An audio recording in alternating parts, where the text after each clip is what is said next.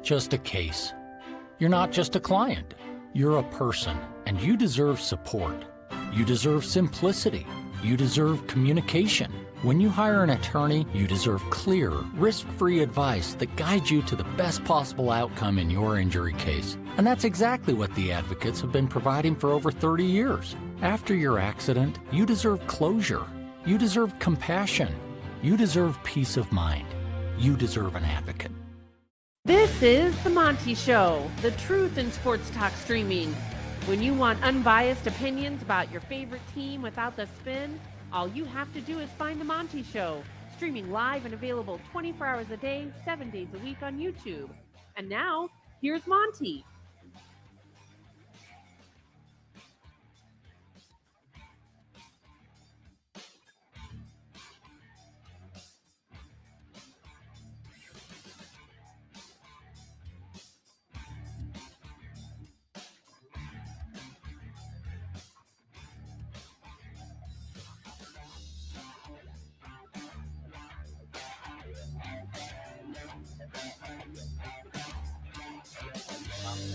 Jake?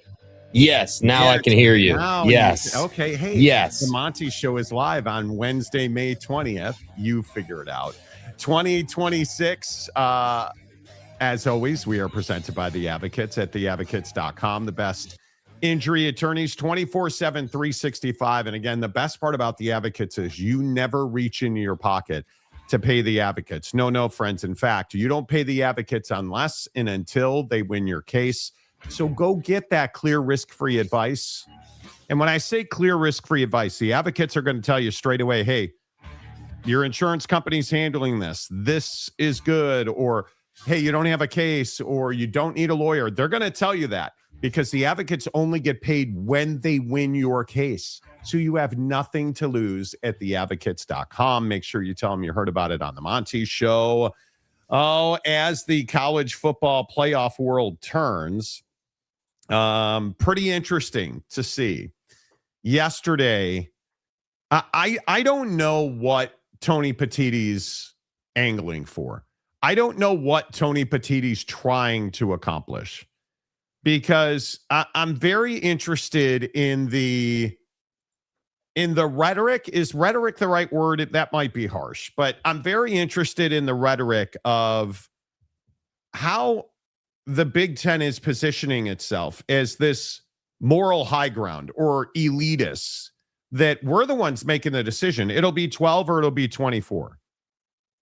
And if you understood the reality, which is Tony Petitti has zero influence. Tony Petitti has no leverage. He's got a bunch of presidents in the Big Ten that he reports to. And Tony Petitti believes somehow, some way, apparently, that he's the guy and it's his decision, and the future of college football is in Tony Petitti's hands. And I'm telling you straight away, it is not. It is not. If the college football playoff expands, it will be because Greg Sankey said so. And I know that so many people love that. And I know that so many people hate the SEC. And I'm fine with that. I'm a Notre Dame fan. I don't have a dog in the hunt. If there is going to be an expanded college football playoff, Greg Sankey's the guy who should make the decision. Because Greg Sankey's not the guy sitting here trying to do what's best for his individual situation.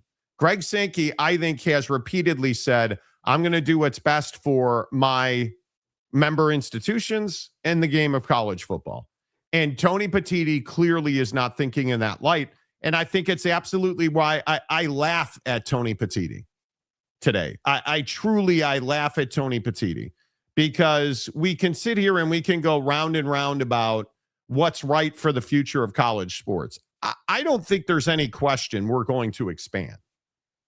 It may not be until 2030. I certainly don't believe that it's going to happen for this coming season. But I think at some point the postseason of college football becomes much larger than it is. I also don't happen to believe that is going to be now. I think we are not going to get expansion. Yeah, I mean, it's inevitable no matter how long it's going to take. I mean, I think that, we talked about this last week, and I think that, one of the best points that came up was like, now that everyone's talking about it, it feels like it's going to happen no matter what. It's just a matter of who gets the win, if you will, and who takes credit for what, and who's the founder of the 24 team CFP. And I actually don't feel like using the word rhetoric is too strong. I think that when the Big Ten comes out saying things like, well, hey, if we had a 24 team playoff, for the entire CFP, or a million different squads would have got into the CFP.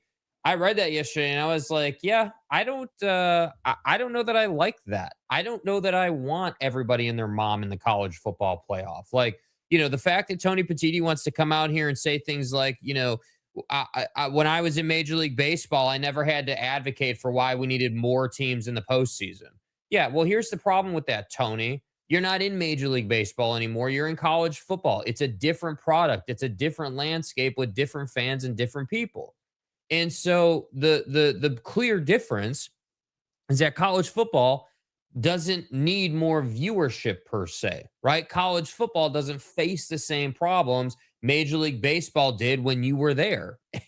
And so I look at it and I'm like, well, the only reality that is still true to this day with the Big Ten and Tony Petitti is that they want a free pass. And everyone, in the comment section was like, you guys are wrong. They never asked for 8 auto qualifiers. They never asked for anything crazy like that.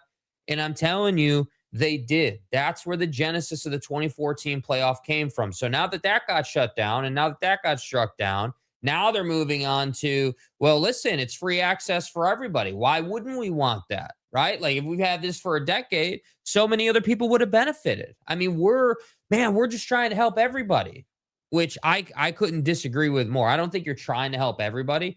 I still think you're trying to get the free pass. You're just trying to figure out which bow you're going to have to put around this gift to get it to pass the Greg Sankey test. I think you're going to have to make it 100% qualification. You're going to have to win games on the field. The thing that Tony Petitti said about Major League Baseball was, I don't see how it's bad to keep more teams and fan bases engaged late in the season. And Tony Petitti is essentially making the argument that the conference championship game becomes worthless if you're at 16 teams, which I personally don't agree with. And I hearken back to what Greg Sankey said about the SEC championship game. And he clearly wants to keep the championship game because it makes the SEC money. That's what this right here is, right? It makes the SEC money. I don't necessarily believe a Big Ten championship game makes the Big Ten money. I don't necessarily believe the Big 12 championship game is a financial windfall for the conference. I don't necessarily believe that's true.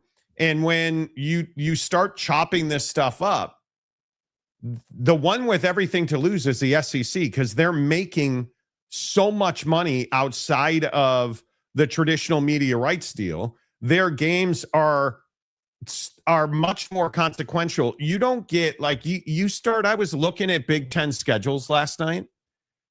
Do you know how many meaningless October games are going to be played in the Big Ten? A lot. Like, you start looking at just your garden variety. Even I was looking at Ohio State's schedule last night. And if you look at Ohio State's schedule through the middle, Iowa, Maryland, Indiana obviously is a big game. USC is a big game, and Oregon's a big game. That 3-game stretch is really their entire schedule, because they start with Ball State, Kent State, Illinois, Iowa, Maryland, games nobody cares about. And you have Texas in week 2 in a made-for-TV game. But if you go to, look at Indiana, North Texas, Howard, Western Kentucky, Northwestern, Rutgers, Nebraska, Ohio State, Michigan, Minnesota, USC, Washington, and Purdue. But there's a lot of meaningless football in there that nobody cares about. I look at Oregon's schedule. What game do you care about? Do you even really care about Oregon at USC? Yeah, you care about that game, but is that a game where you're going to reschedule a tee time over it? When are they playing? That is week 4. To be determined.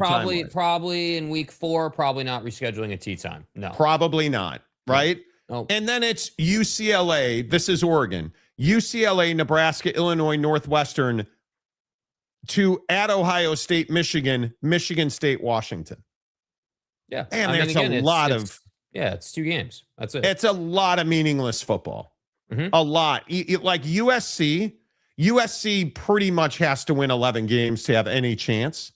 San Jose State, Fresno State, Louisiana, at Rutgers, Oregon, Washington, at Penn State, at Wisconsin, Ohio State, Indiana, Maryland, UCLA. Yeah, that's not an easy schedule, man. I'm just telling you, the marquee game in the Big Ten. What games on USC's schedule are marquee games? Oregon is at Penn State a marquee game. I don't think we know yet. Traditionally, yes, but I don't think we know yet. We have to see what Penn State looks like in year 1. I think I could make the argument they have 2 games on their schedule that are games you have to watch. Obviously, they're Oregon and Ohio State. Mm-hmm. Other than that, I'm not. Are you fired up to see Maryland go to Los Angeles to play USC? No, I'm not. And I'm not fired up about that at all. Or they do have Michigan. They do not have Michigan. Yeah, like you look at Michigan's schedule. Games. Yeah, those are the 2 games. You're right. Michigan plays Western Michigan, Oklahoma, UTEP, Iowa, Minnesota, Penn State, Indiana, Rutgers, Michigan State, Oregon, UCLA, and Ohio State in the game. 3-game schedule. It's really difficult to make the argument that, oh man, well, we need to keep our fan bases engaged. Yeah, because you don't have a deep conference. Mm-hmm. If you're worried about keeping your fan bases engaged, I would tell you go look at an SEC schedule, the top half of the SEC.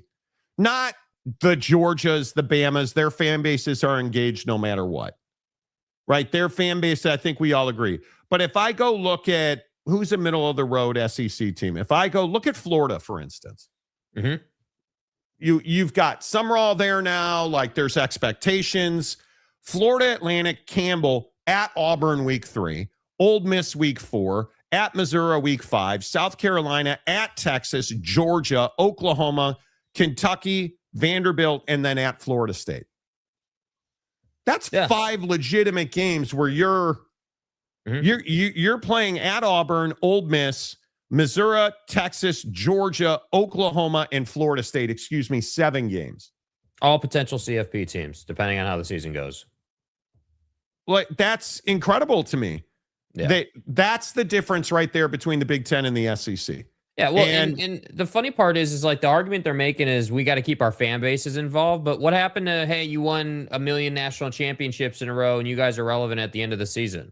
That's what I don't understand. Is that it's like, oh, well, man, we're the best ever, but yet we still got to keep our fan bases involved. So you're admitting that half your conference or more is ass, and you're struggling to keep most of the conference engaged because it's always inevitably turned into excluding 1 year from Indiana so far, Michigan or Ohio State at the end, and Oregon, has made the CFP but has never made it to the end. So you basically have 2 teams that consistently make it to the end, and everyone else is on to the off season, as they say. Like that's what I think is what annoys me with the Big Ten is not even the success they've had in the postseason lately. That's not really even for me what it's about. It's more about the positioning of like them trying to force themselves into this like pedestal in college football. Like, yeah, you've won some national championships lately, and that's great. You quite frankly,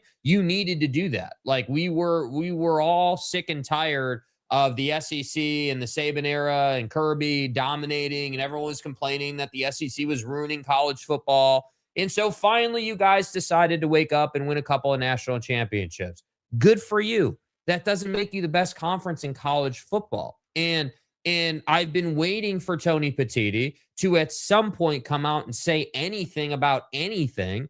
And he finally did it. But his best angle is to compare his time from Major League Baseball to college football, and through that say that it's about keeping fans engaged. It's not about keeping fans engaged. It has nothing to do with fans. Fans have never mattered, and they never will. This is about you guys trying to make more money, and you want 24 teams so you can get 7 or 8 into the CFP.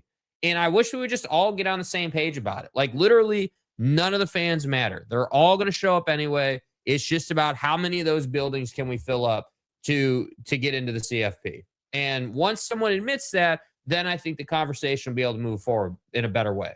Yeah, and then there's this whole thing about the SEC is standing between 12 and 24. I'm going to tell you again, and I know it's not the most popular take in the world. 24 is a disaster for college football. I am as passionate as I have ever been that 24 makes the regular season meaningless. It makes it irrelevant. And I understand why the Big 12, the ACC, and the Big Ten want 24. But I think if you're the SEC, you're right to try and resist it, because you are theoretically, you got to go win football games, which the SEC's not been able to do recently.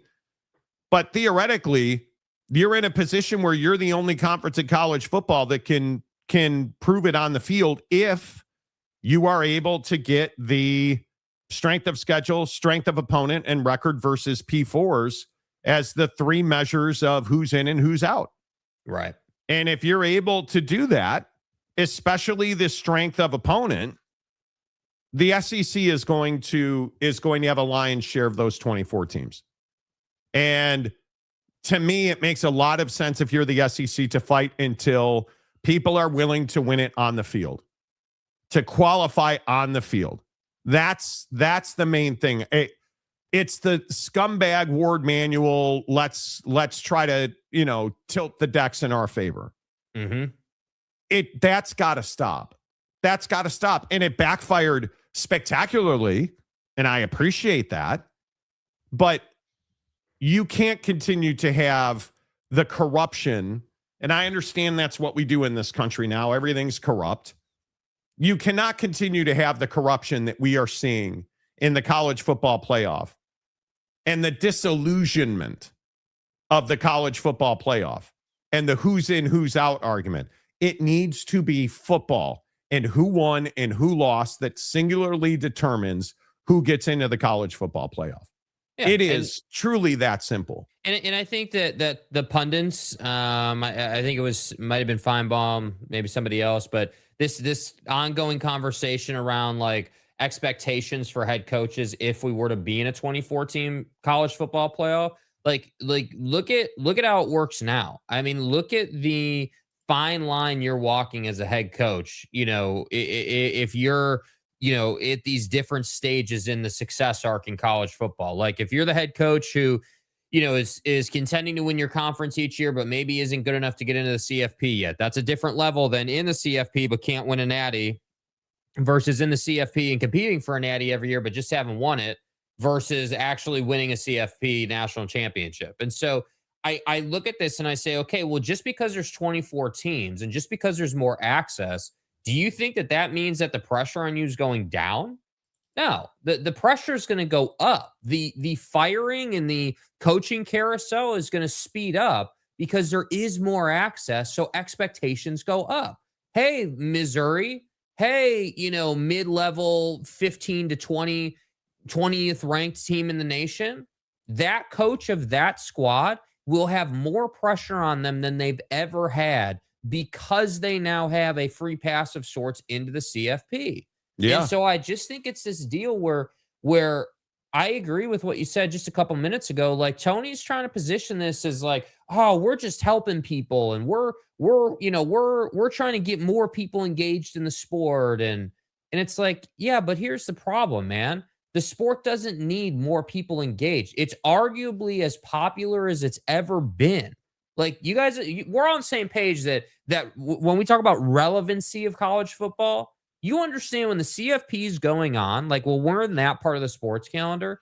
college football dominates the television on Saturdays. I don't watch anything else, dude. I'm not watching literally anything else. Even when the NFL is competing with college football, I still typically watch the college football game more closely than the NFL game. And so I just think it's just a argument of convenience out of the Big Ten because they don't have another leg to stand on. And it's not to say they suck. That's not what I'm saying. But what I am definitely saying is that this is definitely not up to Tony Petitti. Does he have a voice in the room? Of course.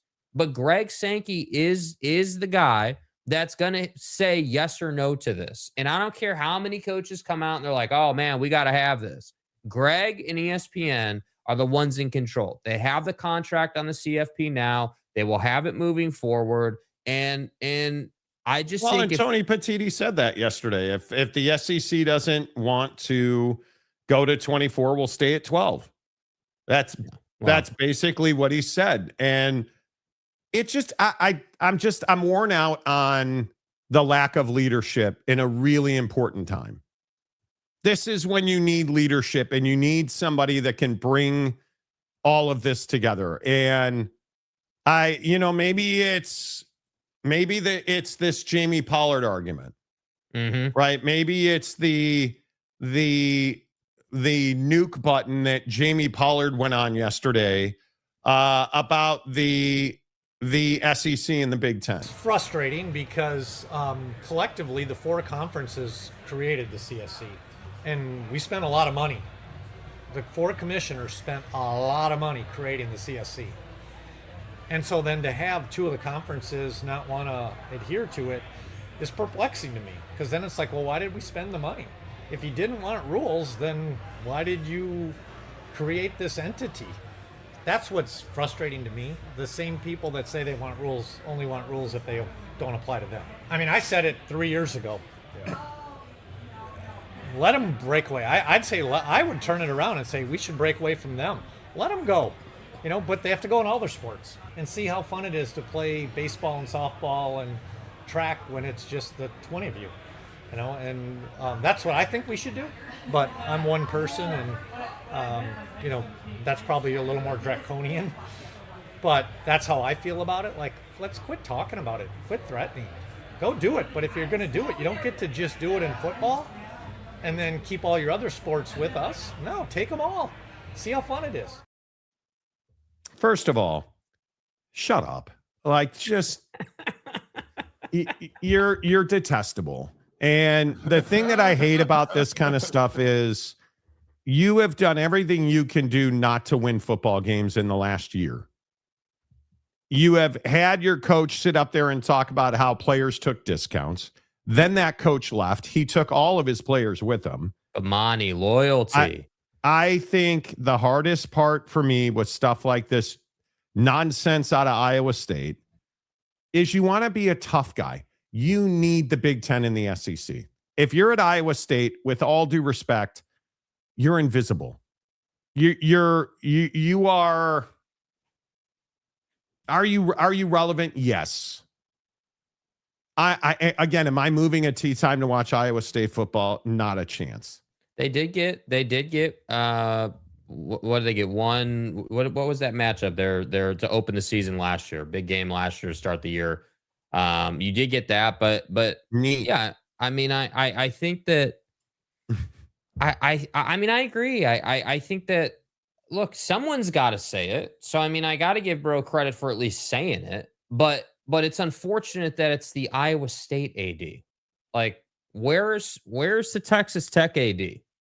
Where's BYU's AD? Santiago. Where's Buddy at?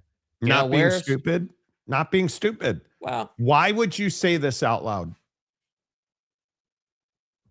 Why would you say this out loud? You're broke. You need help. So your idea when you're broke and you need help, your idea is to shat on the most powerful people in the best position to help you. Okay, yeah, that makes all the sense in the world when you view it through the lens of Iowa State and you start to understand that the Big 12 is broke. The Big 12 is broke. And I simply tell you, look at the numbers, don't lie.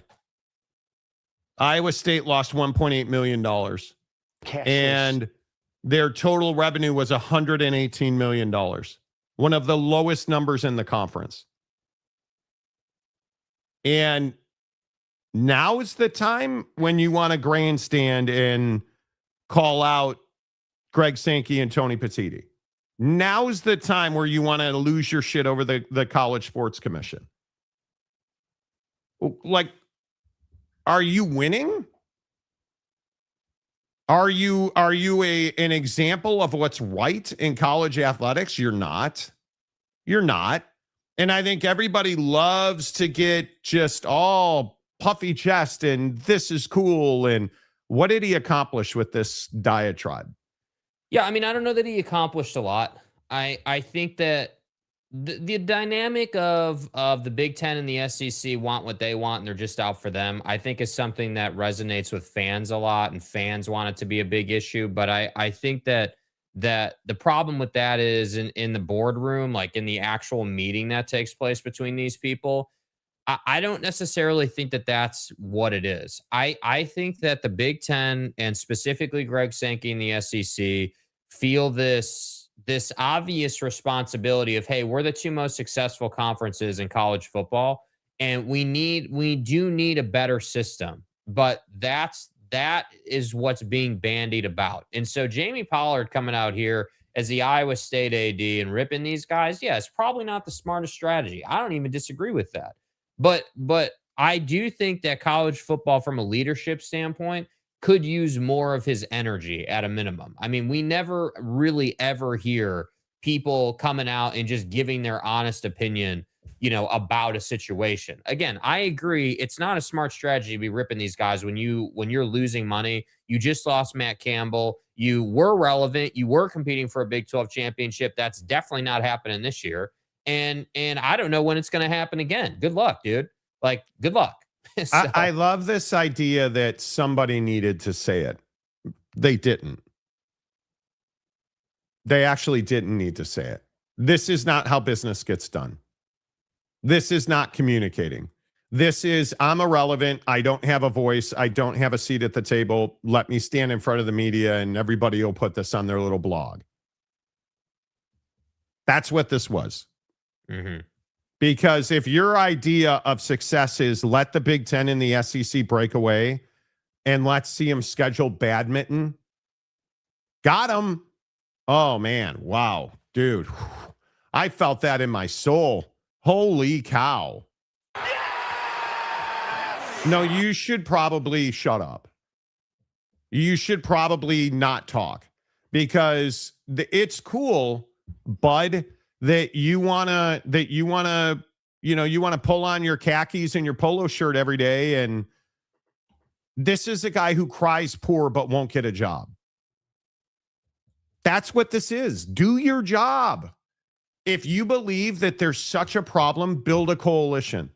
Oh, that's right. You can't do that because you gave all the control to the Big Ten and the SEC. What do you think? Because I saw the question being asked of this Jamie Pollard thing. Like, a lot of people are like, hey, well, what do the ACC and the Big 12 have to lose versus what do they have to gain? Right? This concept of, well, what does it even matter if he's talking? Because they're already making like half of what those two are making. And it's Jamie Pollard at Iowa State. So who gives a damn? Right? Like, what else is going to be said? And I just think it's an irresponsible way to go about it, if you're operating in that way. And if you're Brett Yormark, how does that strike you? I think it's just bad for business, period. Yeah.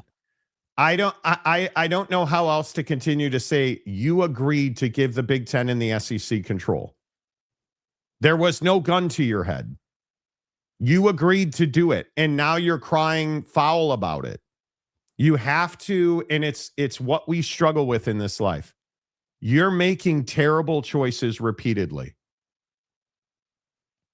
For 5 years minimum now, you're making terrible choices across college athletics.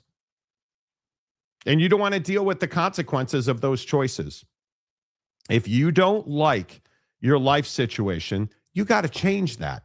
But you have to change it proactively. And you have to change it with some level of intelligence. And he's not doing that.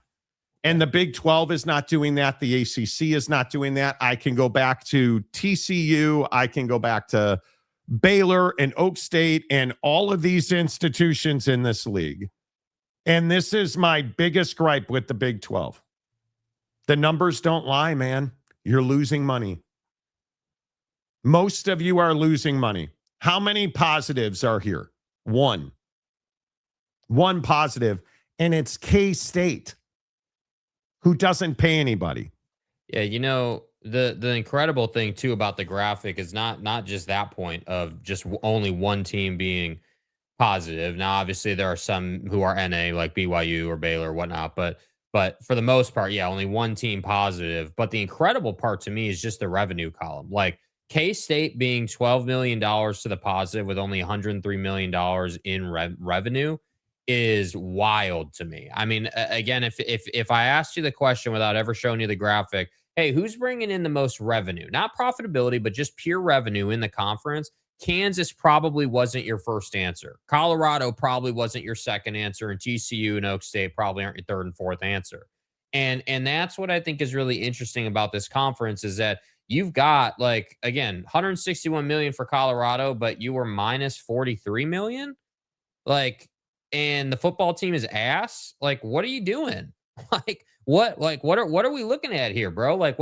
You can see looking through these numbers that the quotient of money in versus money out is definitely like way out of whack for a lot of these teams. See Cincinnati, minus $52 million Cincinnati, bro. Like, you got to work on that, man. Like, I can't believe it. Like, I don't know, dude. I don't know. Arizona State, same question. What are we doing? Like, how are you that far in the negative, man? Like, yeah, it's shocking. And then these are, excuse me, then these are the guys who want to be negative on the SEC and the Big Ten. It makes no sense. And then you want to wonder why teams left the league. Anyway, all of this to say, I think 24 teams is inevitable. But I do think that at some point you're going to have to figure out how to play ball with Greg Sankey to get him to go to 24. And I don't know what that looks like. I really don't know how you fix that, because I agree 16 is stupid. Like the folks advocating for 16, I think, just don't understand how college sports works. Yeah, I mean, there's no point in going to 16. Yeah, I mean, there's going to have to be some type of trade of value for Sankey to get on board, right? There's going to have to be some type of, I don't know what it is, right? Like, just basic ass ideas. There's going to have to be some type of, like, a traditional idea would obviously be more AQs, but Greg doesn't value more AQs. Greg isn't interested in more AQs. So if you want to get to 24, it's likely, if you're pitching that from the Big Ten side, it would likely have to be a scenario where you're saying to Greg, like, hey, we're going to leave the AQ desire behind. We want to do 24 because we want to give our conference the most access possible, just the same way you'd get the most access possible. But I understand you don't like the AQ system. So we'll just do conference championships and we'll just expand this thing, and, more people will get in. I mean, that's the only thing you can do. I mean, I just don't understand what else you would say to Greg Sankey to get him on board. Now, I do think if you take a step back from the CFP model itself and you look at, all right, well, it's 26 right now. Obviously a lot in college football is going to happen in 2030, one way or the other, right? All the TV contracts get renewed or are up for renewal. That's a huge negotiating window. Those things will change when 2030 rolls around. And so my point, if I was Tony Petitti, I'd go to Greg and I'd say, hey, look, man, like, with 2030 coming up, I understand we're on different pages with this CFP format. What are we looking at with the Super League or this new entity concept that's been talked about? That, to me, is where you could start to make trades. Give us 24 now. We'll give you something in that model or something of that variety. Short of that, I don't know what else you would do. And again, No I idea. also would like to point out that Tony Petitti said without saying, yeah, other networks will get involved if we go to 24. And I don't, there was some talk show that hates the Pac-12 who was saying that, you know, they had heard other networks would have to get involved if it went to 24. It sounds vaguely familiar. Yeah, I mean, it's kind of Like that, out it's like that here itch somewhere. that's like kind of bothering you, but you're not ready to scratch it yet. And it's like, man, I felt this before, but I just don't know where I felt it or heard it from. We told you other networks would get what's called early round coverage. We told you that. We told you that Fox would be involved in this. We told you that CBS would get back involved in it, man. And I don't know. I don't know how much more consistent we have to be, bro. We told you what was going to happen in the Pac-12. We've told you that this was going to expand. We told you the NCAA tournament was going to expand. Like, the list is endless at this point of things that we've been ahead on. And if I'm telling you, the word that you need to be attaching to the CFP is inevitable. It's gonna go to 24 teams, whether you like it or not. So the only question now is, how is that going to come to be? Is it because it's not going to be 8 AQs? I'm not even convinced it's going to be 4 AQs. No, I would agree with that. My opinion is, just based on the rhetoric we're seeing out of both sides, I think that's the fight that's being had behind closed doors, is who's getting what in an expanded college football playoff. Money, And bro, it's all about money. Right. The only thing that is going to move the SEC is if you, and what are their meetings next week, I guess, in Florida? Mhm. The SEC spring meetings. What's going to move you to 24 is your ability to make more money. That's what's going to do it, because there's so much. There's a lot of these universities losing money on college sports right now, a lot. And what is going to make them more money is more games on television of consequence. And I agree that ESPN doesn't want the playing games, and nor should they. They are not. Playing games have never been a huge boom financially. Right. So I agree with that. Those are going to end up on Fox or NBC, but that's still money that Fox or NBC is going to pay to get involved in an expanded playoff. I mean, it's, what is that? 12 more games, obviously. So you're going to have a lot more. You're going to have a lot more inventory, and it's good. I mean, it's good content. I agree with Tony Petitti on that. But how good? Yeah. Because I don't think anybody. It's all about the money. That's where I don't want to get into some big soliloquy about the G6 in the college football playoff, but the only way you're going to get Greg Sankey and his constituents to get on the same page and move to 24, because, again, I want to remind you, the only way this goes to 24 is if the Big Ten and the SEC agree on something. That's the letter of the law in college football. It is quite literally in writing that the Big Ten and the SEC have to agree before anything can happen. And Tony Petitti wants 12 or 24. I think there's a large group of coaches that in administrators in the SEC that would prefer 16, which, again, I'm with most people who believe that 16 is a complete waste of time. It's 12 or 24. That's the reality of it. There's not enough new revenue in 16 teams. And the people sitting around talking about how, 16 teams means no bye weeks. Who cares? What does that have to do with the quality of the college football playoff and the money that you're making? Mm-hmm. Somebody will figure out bye weeks. Trust me. And my belief is that you can have bye weeks. And this is Tony Petitti's argument. Well, we can't have these long layoffs for the top qualifying teams. So eliminate the layoffs. Eliminate 30 days between games. Nobody's going to complain if it's 10 days between games. Like, you can build a format that works. That's not what they want. They want to make more money. And next week, and I do think the SEC meets next week, at those meetings, that's where this will ultimately get decided. Yeah. I think there's a very small chance it goes to 24 because you're going to have to math out. You're going to have to math out that the money makes sense. Because I can tell you, ESPN, and I love, again, all of the hyenas out there saying, well, ESPN's in bed with Greg Sankey, and ESPN and Greg Sankey are diametrically opposed on this. Because I think, in my opinion, based on people I've spoken to in the television industry, I think ESPN would like to stay at 12. I think if ESPN had their druthers, they'd stay at 12. Yeah, why would ESPN want Fox or anyone else to have college football the way they do at that time of the year? Well, I don't think that ESPN, I think if it expands, ESPN wants other people to have content, because I don't think ESPN is this just endless revenue stream for college football. Yeah, if they don't have a choice, of course. Yeah, I think other people have to be involved. One of the arguments that happens on a regular basis is, well, ESPN will pay for that. No, they won't. No, they won't. And I think that Tony Petitti doesn't understand that because, oh, that's right, he's not in business with ESPN.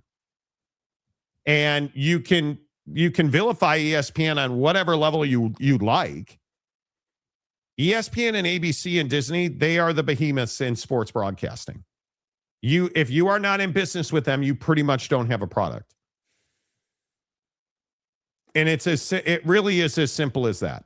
Mm-hmm.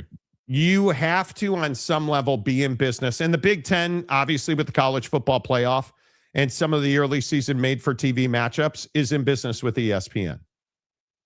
But the majority of your content is not on ESPN or ABC or Disney. So I don't think they understand how that works. And I think I love this whole argument that people make that there's somehow this nefarious relationship between the SEC and ESPN. Why does ESPN have to be everybody's pain point? I'll never understand that. They're either not willing to pay you, or they're paying too much, or they're in business with it. Do you understand that, like, ESPN's core business is college football is what is best for college football? That's what ESPN's core business is. They have a massive financial investment in the success or failure of college football. Right. So the idea that ESPN is trying to bolster, or whatever everybody always says, they're trying to bolster come on. Yeah, I mean, I think what people say is that at the SEC and ESPN are in bed together, and that ESPN has too much control from a media standpoint over the CFP. We all remember the helmets behind Kirk Herbstreit and the leaking of CFP teams Yes. back in the day, and Yes. so people just like freak out over that, like that. I guess supposed, what are we calling it? Collusion, I guess. I mean, I don't even know what people call it, but what I'm telling you is that whilst there are people out there who think that ESPN like schemes behind the scenes, I'm telling you what's best for ESPN is more eyeballs, like the most eyeballs they can get. And right now that is in the SEC, but at the same time, it doesn't behoove them to have, again, with all due respect, a lower end, early round CFP game on the network, because they've got their slice of pie. This is what I think people understand.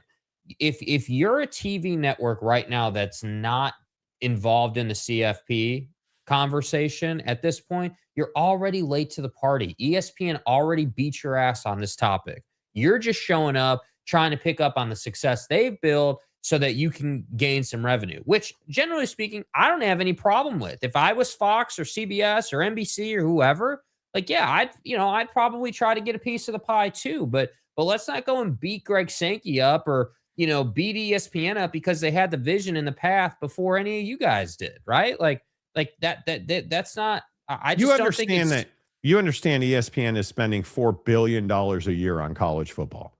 No, I don't think people know that, dude. I honestly don't think most people know $4 billion a year on college football. Between the CFP, the ACC, the Big 12, the SEC, like, dude, it's $4 billion a year. All of their studio shows, all of their talent, all of their radio, all of their ESPN Plus. It's like $4 billion a year they have invested in college football. You don't think they should have a voice? Which is the other funny thing that you said there. Everyone's like, oh, well, this is the SEC and ESPN trying to scheme. You understand that ESPN's involved in the ACC and the Big 12 and the Big 10 by extension of those big marquee games. Like, they're involved in every conference And in one the college football playoff. Yeah. Like, come on, dude. What is it? $1 billion a year on its own for the college football playoff. Anyway, here nor there. It to me, the what makes sense is staying at 12. Mm-hmm. I would not expand past 12. I think it eventually ends up at 24. I'd be surprised if you're able to move mountains quickly enough to make it happen in 2027. That'll be the question. That'll be the question for me. All right, let's get your comments in here. I appreciate everybody being here. Welcome to the Nightmare. Hello. Daniel Dixon, a fine Iowan. Is that what they call people from Iowa? An Iowan? I think. Good to see you. Matt Ritson, hello. Stadium guy, Oak State James. Good morning. Hit the like button. Okay, appreciate that. Phil Venzer, hello. Volume now on full blast. Yes, I apparently had a mic setting issue to start the show. Not apparently, I did. Seems fine now. The Men in Black.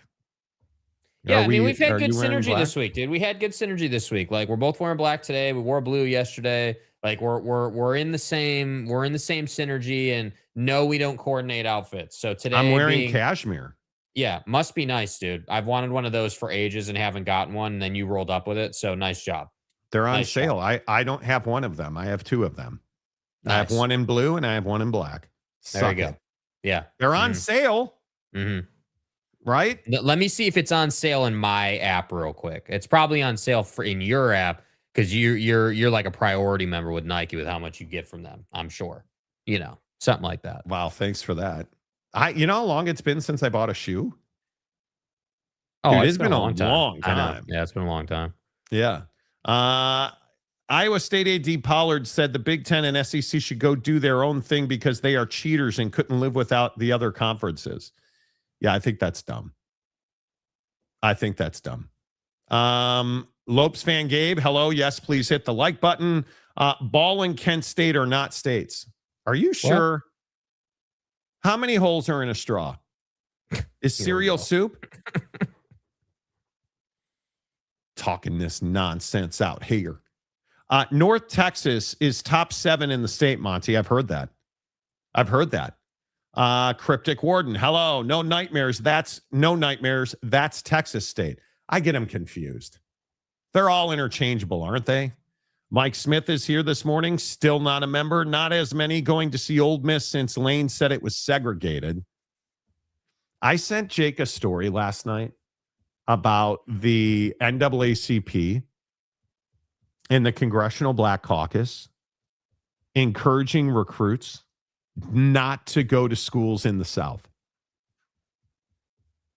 And Jake was like, absolutely not. I hate this. No. Dude, you know what I hate, dude? I hate when politics of any kind, could be the NAACP, could be Congress, don't care who it is.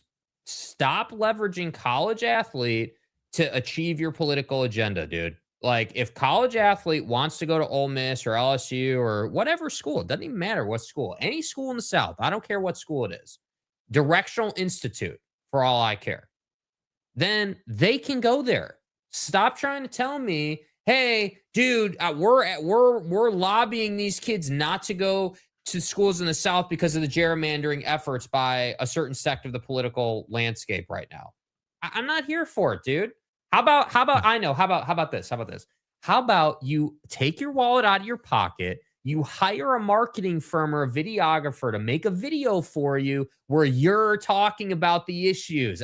Wow. Rocket science, dude. Wow. Instead, you want to go to college football players and make it like, no, that's not happening. And of course, the Oklahoma State fan in the room likes 16 instead of 24. What about 16 makes any sense at all? Walk me through why 16 makes sense, James. Help me understand your bye week take and your AQ take, because that's what I need to understand as to why you think 16 makes sense. I'm going to guess he'll say that it's because the Oklahoma State fan in the room generally parrots what the media says instead of like getting in depth about it and trying to figure out the inner workings of it. He calls his sideline reporter friend. I know that doesn't give you any frame of reference. And James will say something to the effect of, well, it eliminates the bye weeks, Monty. I'll bet you a quarter, 25 cents. That's what he says. The Big Ten is the SEC of 10 to 15 years ago. 3-4 high-quality teams and 13 average teams riding the coattails of those 3 to 4 teams. So you think the SEC, so are you saying that the SEC is average? You're saying there's a lack of quality in the SEC. The Big Ten is the SEC of 10 to 15 years ago. He's saying 10 to 15 years ago, the SEC was that. 3-4 high-quality teams, 13 average teams riding the coat. Well, I see what you're saying. I don't disagree with that. 12 seems like the right number to me. I agree. This is an example of why people should think before they speak. I agree with you all. The Big Ten is basically admitting half their conference sucks. Yeah. I mean, right? Like, if you read between the lines, that's essentially what he's saying. Hey, we got to work harder to keep more of our fan base involved later in the year because only 3 of our teams really do anything. Like, you don't get to have it both ways, Tony. Yeah, on, man. Totally agree. The bottom 8 of the Big Ten might be worse than the bottom 8 of the Big 12. The difference is they have 4 elite level teams that mask their stink. I don't disagree with that. Yeah. I don't. But who is Jake, in your opinion, is the SEC the best conference in college football? Yeah, I mean, I think it's the deepest. I think that there's a certain level of quality that the SEC finds a way to achieve. I think that the SEC, always clearly there's been a fall off in the CFP for the SEC conference. I mean, you obviously have this dynamic at play where the Big Ten has won several national championships back to back here. And the problem is that the Big Ten's been fighting for relevancy because they've had so much drama in the conference. So you look at again, it's the Michigan thing. And again, it's the Michigan thing, the Michigan thing, the Michigan thing. You have, you had the Ohio State AD situation play out. So there's been drama in the conference. Obviously Penn State firing James Franklin, that there was a lot of drama there. So, I mean, I think that the SEC, generally speaking, is a more straightforward, more consistent, more straight and narrow conference. But the reality is you got to win at the end of the year. I mean, it's a hell of a position to be in to say, hey, we've got 7 or 8 really quality teams. Those teams are playing some of the toughest schedules in the country. But unfortunately, after Saban retired, we're not having the success at the end of the year that we were once having. And that's really been a struggle for us. We've got, team after team getting into the CFP, and we're comfortable with that. But the reality is we're getting bounced early in the college football playoff now. And the real shame of it is that the college football playoff, as we've talked about so much, has had early round matchups where you're getting G6 matchups. Unfortunately for the SEC, they haven't been lucky enough to land those seeds. And I use the word lucky very loosely because I actually think that was a scheme by the Big Ten the last few years. If you look at what Ward Manuel did to Ohio State, you're telling me that the CFP committee doesn't look at, any of the usual suspects out of the SEC, Bama, Georgia, whoever it might be, Ole Miss of the past 2 seasons with Lane, and they don't look at those teams and they don't say, yeah, Bama versus JMU is probably not going to be much of a game, dude. Like, we should probably give them a little bit more difficult of a matchup. I believe that that absolutely goes on. So the SEC to me is a better conference, but we can't ignore the gains that the Big Ten has had in the postseason. The only problem is that Tony's out here yesterday saying things like, hey, well, we got to get fans more involved, more of our fans more involved at the end of the year. And the only way to do that is to get schools like, Rutgers or, Nebraska might be the best example. Get Matt Rule to be better, to spend more. The bro is only getting $29 million of support on the roster when the top end schools in the Big Ten are getting 40. Like, I don't know how if you're Matt Rule, I don't know how you overcome that. So to me, if you're the Big Ten, of course you're advocating for 24. What else would we expect them to do? Of course they want more opportunity. Of course they're going to sit here and say, yeah, dude, we're a top heavy conference and we need, we need more access. It's not that surprising, man, even a little bit. Okay. Bro, I am going through it right now. What does that mean? Woo! I'm twisted up. I don't know. Like, you don't want the What'd you have for dinner last night? Ground turkey and vegetables.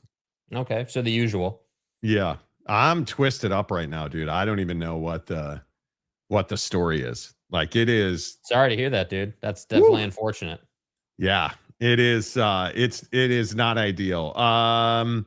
Let's see. Is cereal soup? No, it's not soup. It's a form of soup, Phenomenal Hebrew. Question, Monty, is the group of 6 playoff still going forward in any way? I think they're trying to figure it out. I think the calming the waters between the Mountain West and the Pac-12 is really important. I think that's a big first step, because if you don't have unity amongst your membership, you're not going to be able to form any kind of agreement. But we'll see. I think that's a big question. Is a corn dog a sandwich? Okay. Is a Pop-Tart a ravioli? Get a life, man. Come on, man. I don't know about that. Come on, dude. While the Big 12 has no say in the final answer, which outcome should the Big 12 fans cheer for? With 12 teams, we only get one team in. I think you should be cheering for 24. Yeah, no question about it, dude. No question about it. The ACC and the Big 12 should be cheering for 24. That's why I go back to this argument about the SEC and the Big 10 breaking away. Mm-hmm. Which I'm going to tell you again, I don't believe happens. I just don't think it happens. And I don't see how.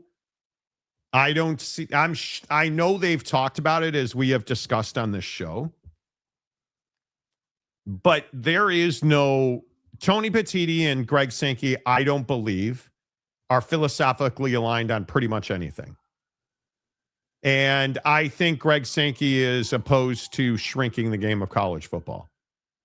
And the SEC and the Big Ten breaking away shrinks college football. It's inarguable. Then you have to ask yourself, well, who really is the champion of college football? Of course. Is it the Big Ten and the SEC, or what about the other?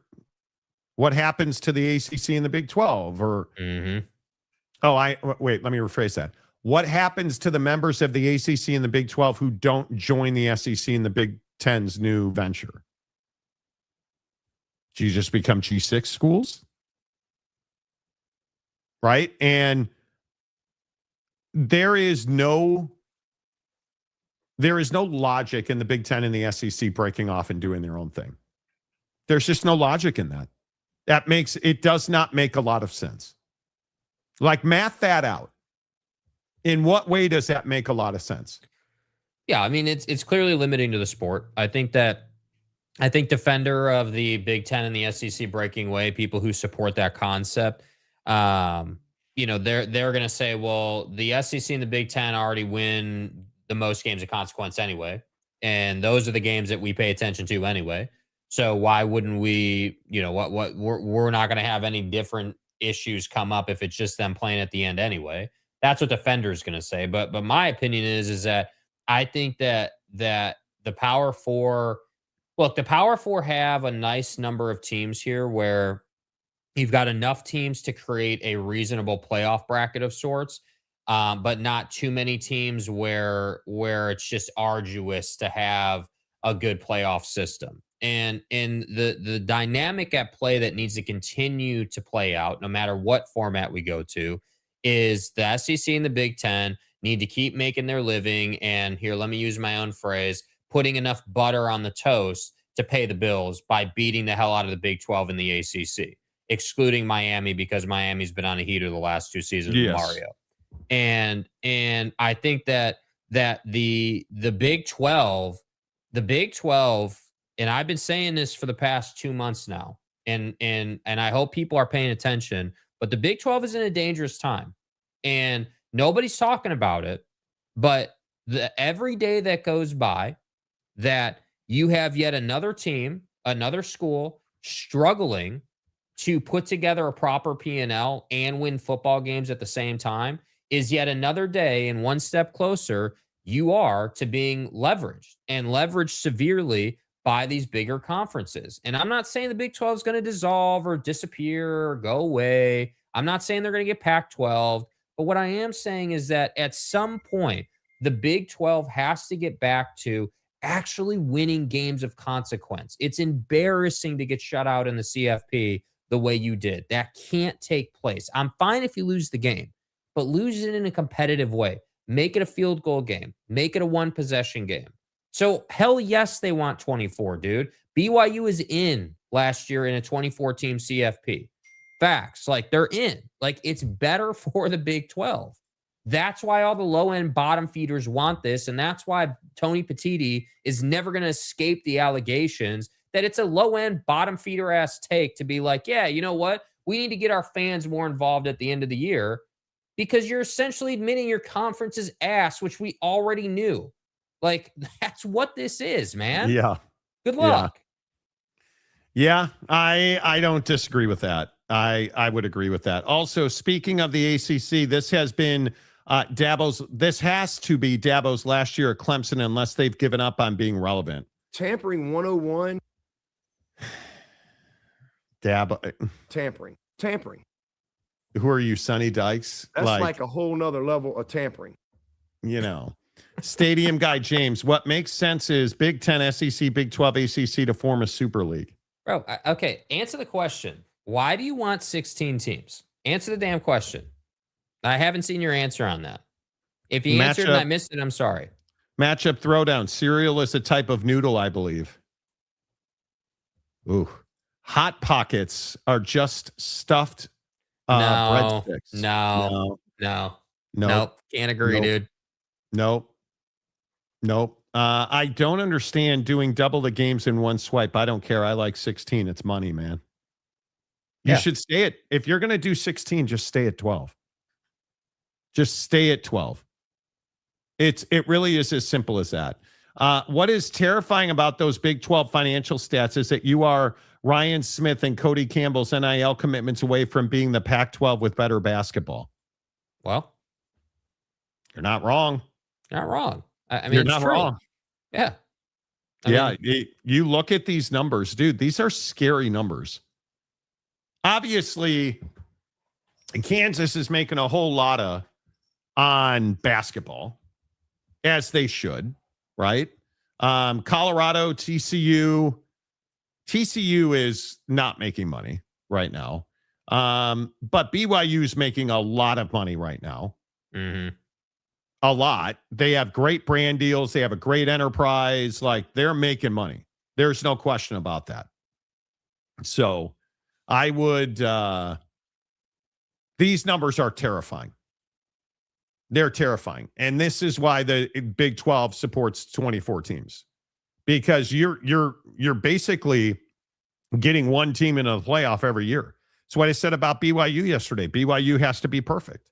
It's the bare minimum. That's the problem. You're See what he did there? only Bear Bachmeyer, bare yeah, minimum. yeah. So it BYU. all kind of fits together and everything. Yeah, I'm I've glad heard you that. picked up on that. That was I've heard that, actually some of my best work there. So thank you.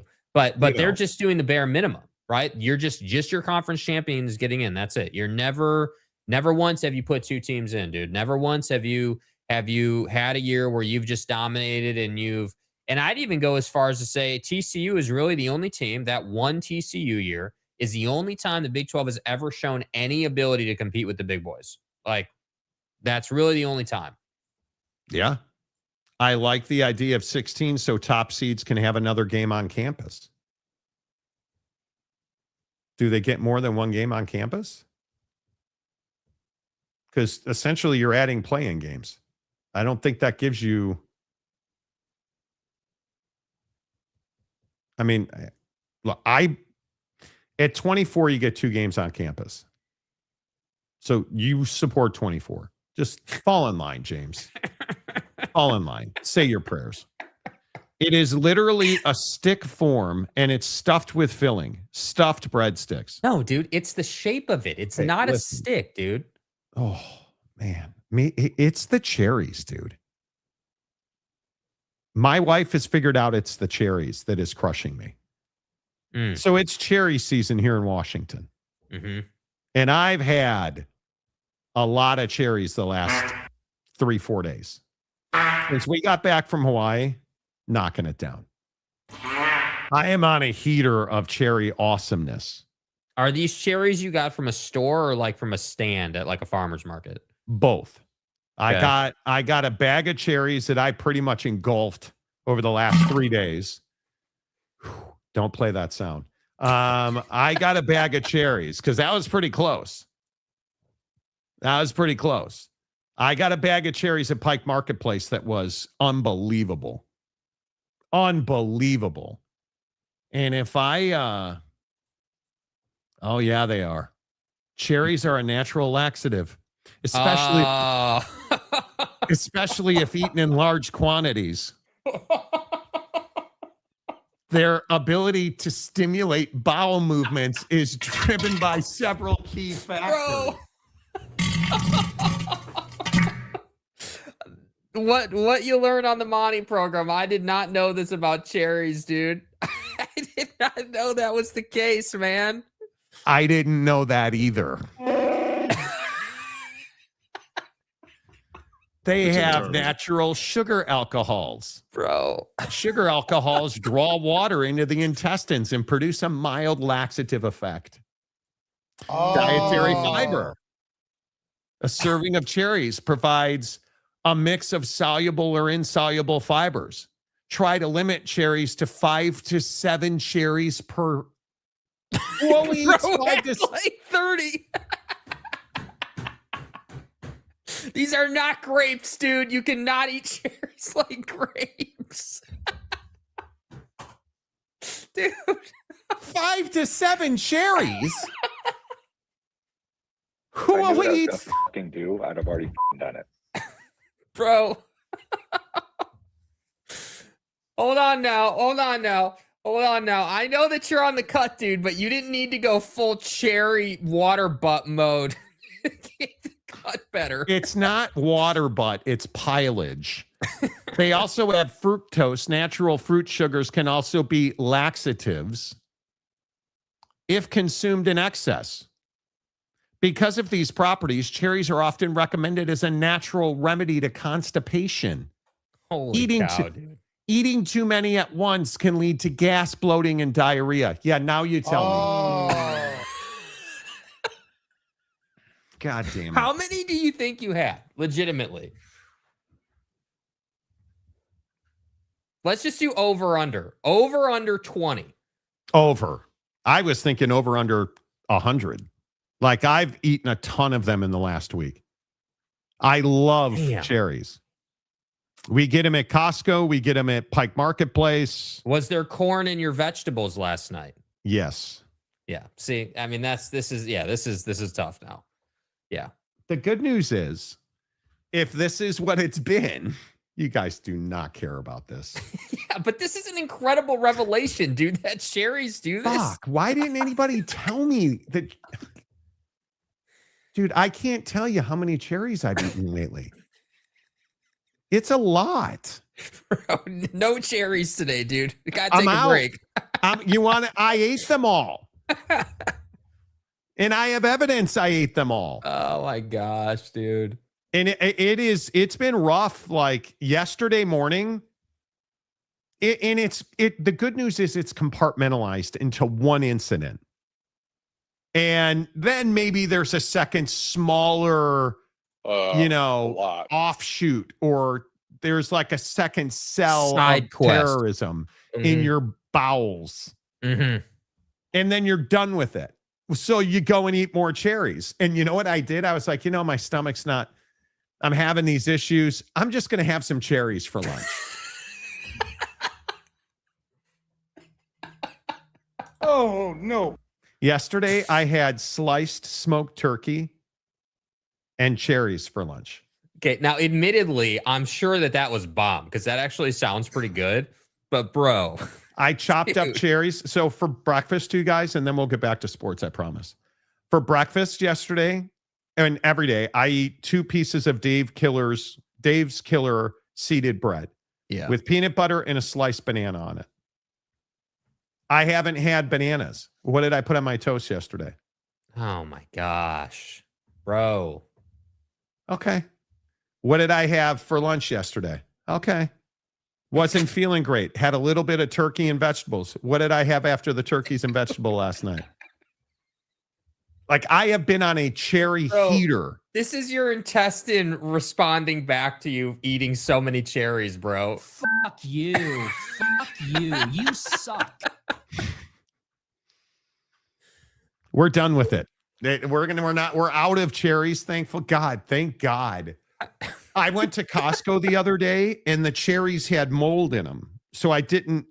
And that's been a thing going around TikTok lately, that the Costco produce has been molding quickly or has mold on it already. I didn't get them. So we went to Pike and got a pound of cherries. Yeah. And I bet you ate, oh my God, I've had so many. Okay, so what are we audibling to today? What are we going to? Nothing. Apples or what? Oh, I got a bunch of apples as well. I'm going to go back to my normal real light. Yeah. We're probably not going to eat much today. And I got to go see this real estate agent tonight. Like, I got stuff going on. I cannot be dropping pileage every 5 minutes. Cherrygate 2026. Dude, you joke. Dude, it's real.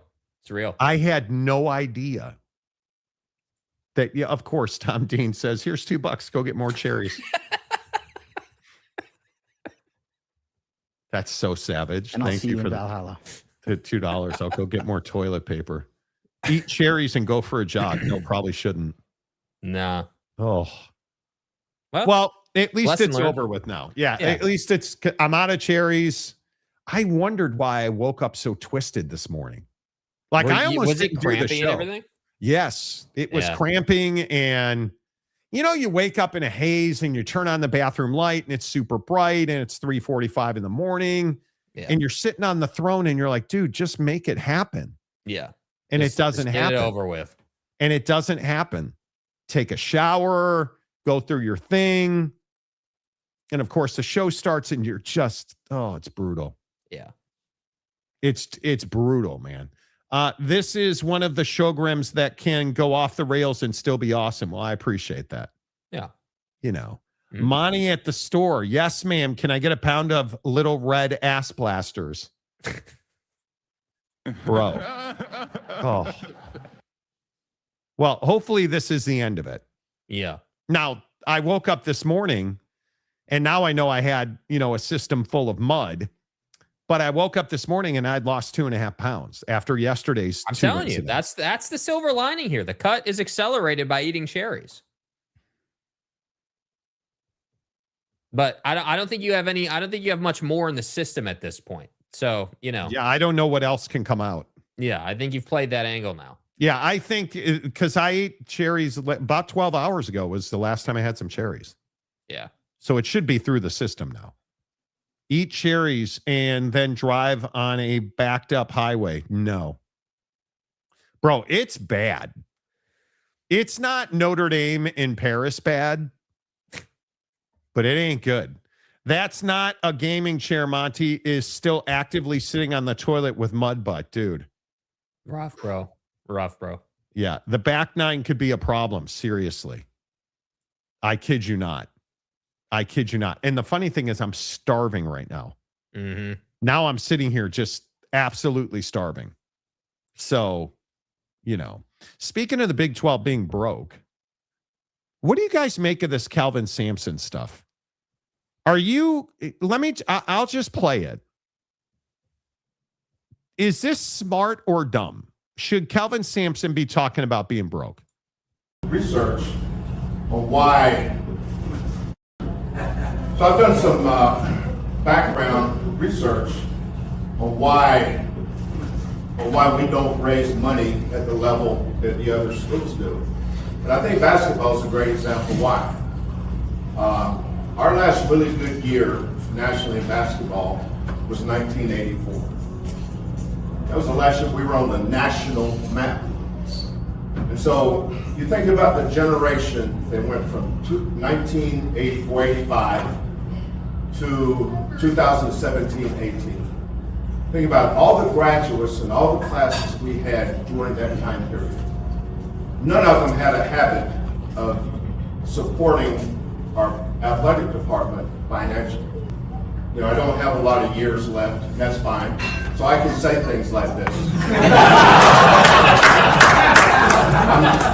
I'm saying it for Matt, I'm saying it for Willie, I'm saying it for our volleyball, our swimming and diving, I'm saying it for our new baseball coach. We've got to be supported at a higher level. So he's calling out his administration. He's calling out his boosters and donor base. I mean, is this a bad look for Houston? They're one of the best basketball programs in the country annually. Like, what is it going to take to fix it? Because I feel like this has been going on for years at Houston with Kelvin. Yeah, I mean, he's known for complaining and saying that they don't make enough money and they need more money.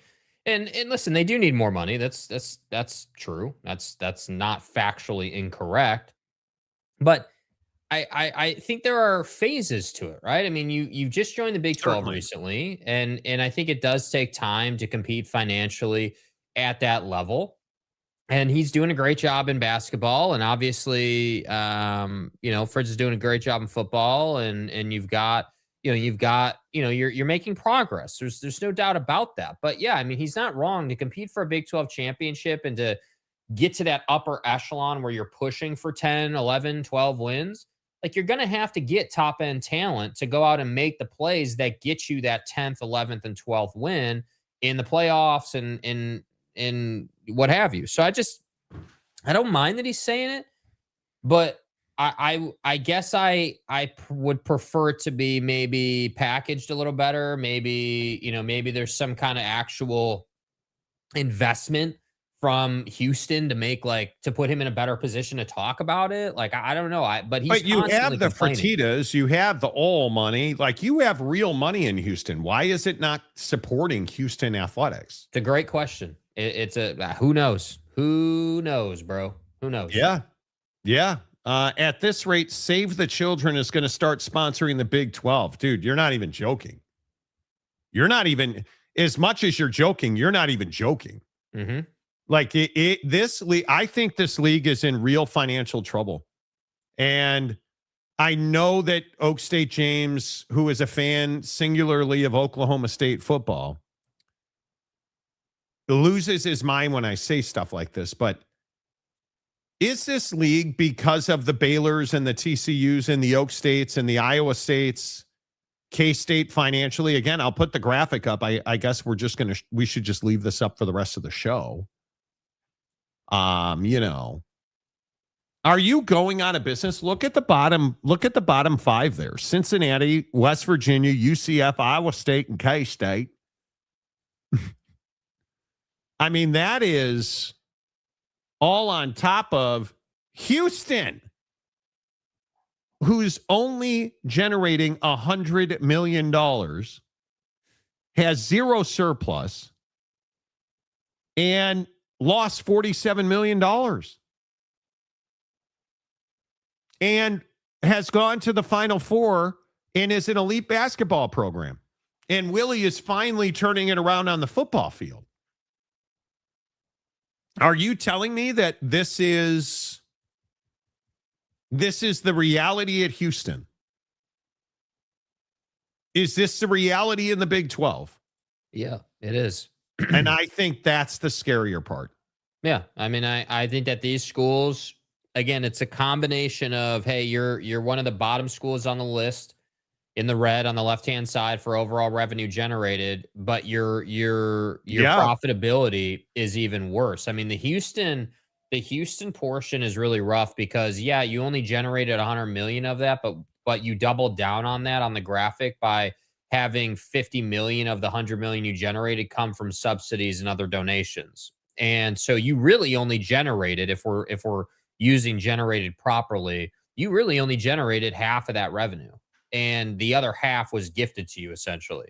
And that's what's really, really, that's the scary part, because if you don't get those gifts and donations, what does it actually look like? And so to me, I just look at it and I say the difference between having $100 million in revenue, but being profitable versus not profitable is night and day. K-State and Houston revenue wise might as well be the same in that column, but couldn't be any more different from a profitability standpoint. And so that's why I say, like, athletics was born to drive enrollment, but now it's turned into this thing where athletics is paying the bills for institutions. But the problem is they're not good enough at running the business of athletics to actually make it profitable to pay their bills. That's the problem.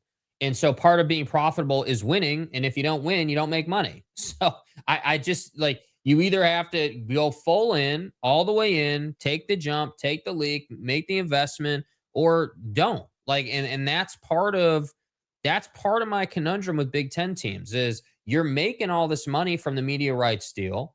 You could take the jump, you could be more profitable, but you just don't. And that's the struggle.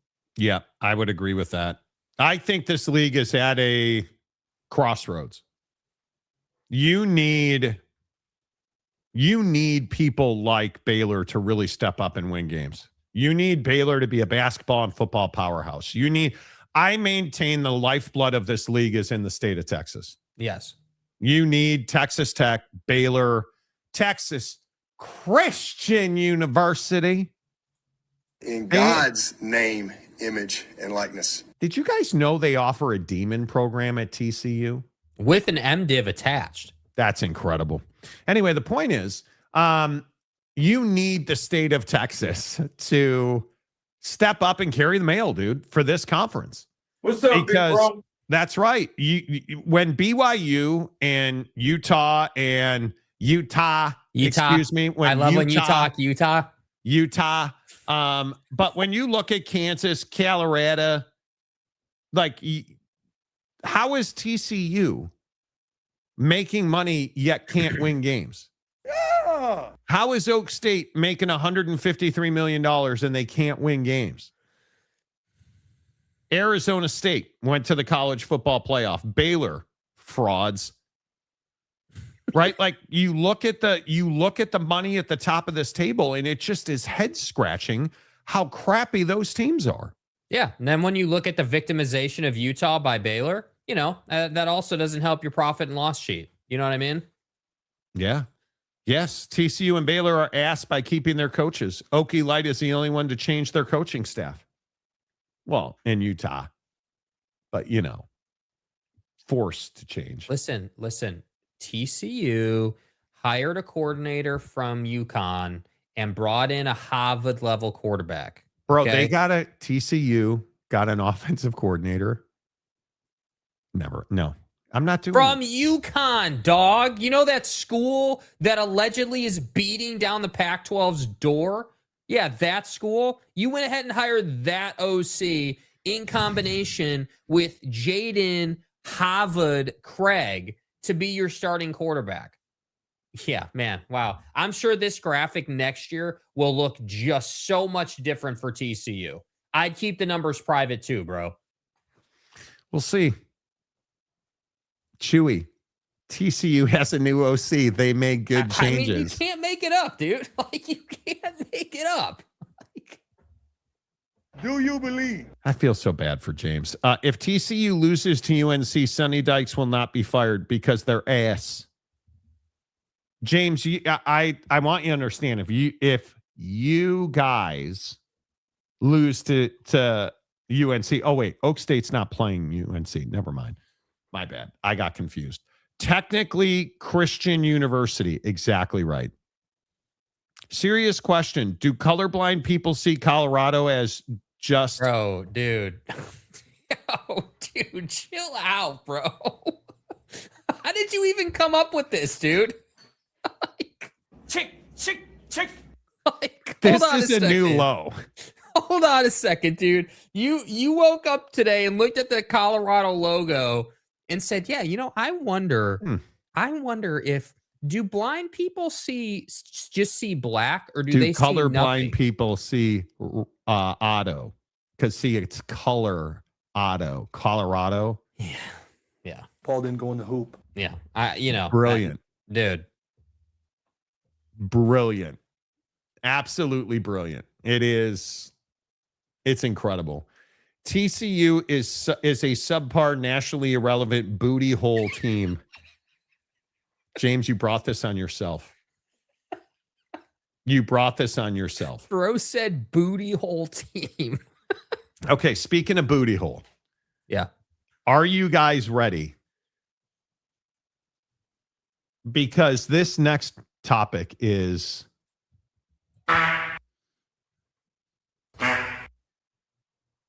the shit. This next topic is it is everything that is right with my life. It is what I want this world to be about. It is what we need to correct the overeating of cherries and its ancillary reaction in one's soul. It's the news that Notre Dame and USC have agreed to renew their rivalry. Stay hard. Now, it's a matter, according to the people I speak to, of when. As soon as 2028, but no later than 2030. And I'm just going to go back because I know you foolhardy, Irish-hating mofos are just going to start to, well, Monty, you know what? Monty, if they would join a conference, they too could be TCU. I think there's advantages to being in a conference and there's advantages not being in a conference. There's a lot of positive. Now, I want you to think about something real quick. Just look at CJ Carr. Have you guys seen the movie Full Metal Jacket? Jake, you have not seen Full Metal Jacket? No, not front to back or back to front. Okay. How does this surprise you? I just have to. I have to move. I have to move on. Your mediocrity can no longer derail the show. Oh, sorry. Look at CJ Carr and just ask yourself: does he have what Private Pile had inside of him? Because look at the look that he has on his face while glaring at Marcus Freeman. I think there's advantages to being in a conference and there's advantages not being in a conference. There's a lot of positive things that, trust me, that nobody was complaining about when we made the playoffs the year before, right? And the independence, we look at it as a positive, right? And if there's, listen, we lost 2 games and didn't make playoffs. And so if our administration ever feels like we are truly at a competitive disadvantage by not being in a conference, I'm sure that we'll join a conference. But we shouldn't have lost 2 games. It's a great answer. As simple as that. First of all, I want that sweatshirt. Bro. It's not hard I to want understand. that sweatshirt. Well, Second of all, I agree it's time for Notre Dame to join a conference.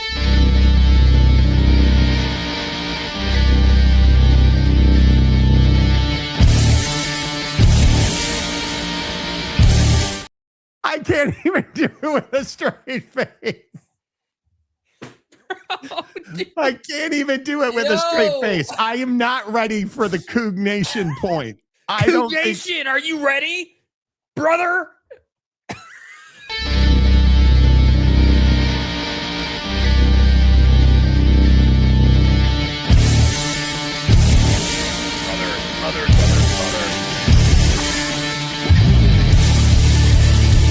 Coug Nation, it's a new era for the Pac-12. Are you ready? Brother.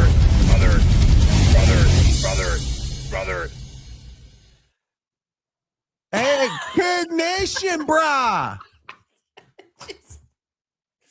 Bro, dude, what am I supposed to do with that? If Notre Dame joins a conference, it should be the Pac-12. You know,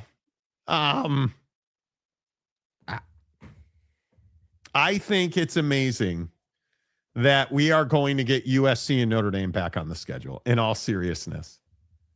But I know the hate and vitriol that will come through the comment section on Notre Dame, and I'm fine with it. You guys are jealous. I totally get it. Jesus doesn't like your football team. Jesus. He doesn't have season tickets. Jesus is at every Notre Dame game.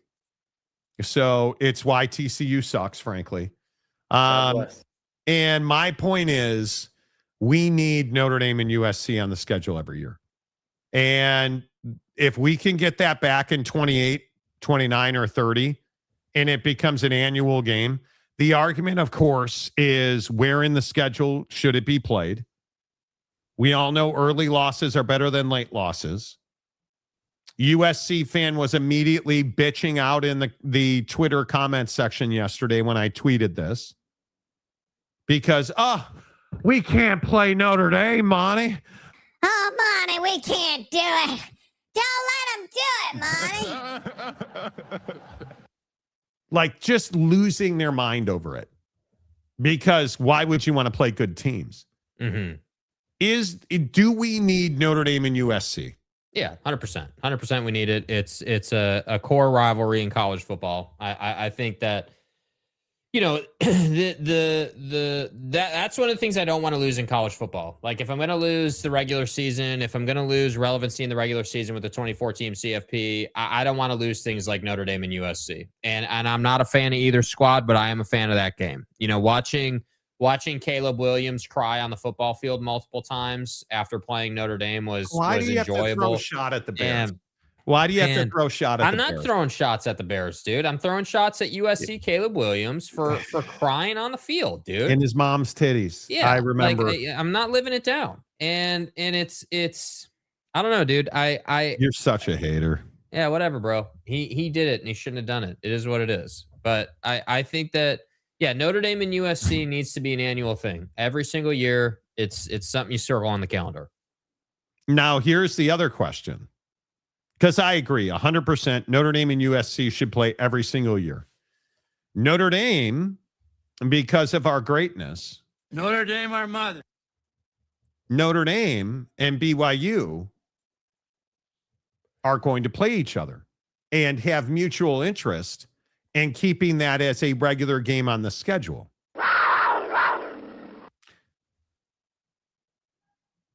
The obvious relation to religion, religious institutions, they understand the plight of being independents, synergy, right? Joey Smith, Jesus Christ, we're all in the same kind of J&J, right? Although different, Joey did some things with the ladies and the caffeinated beverages that Jesus didn't do. I don't believe that Jesus wore underpants, but that's a different conversation. Listen, I think we'll never know what was under JC's robe, right? But if we're going to ask what Jesus would do, he would play USC.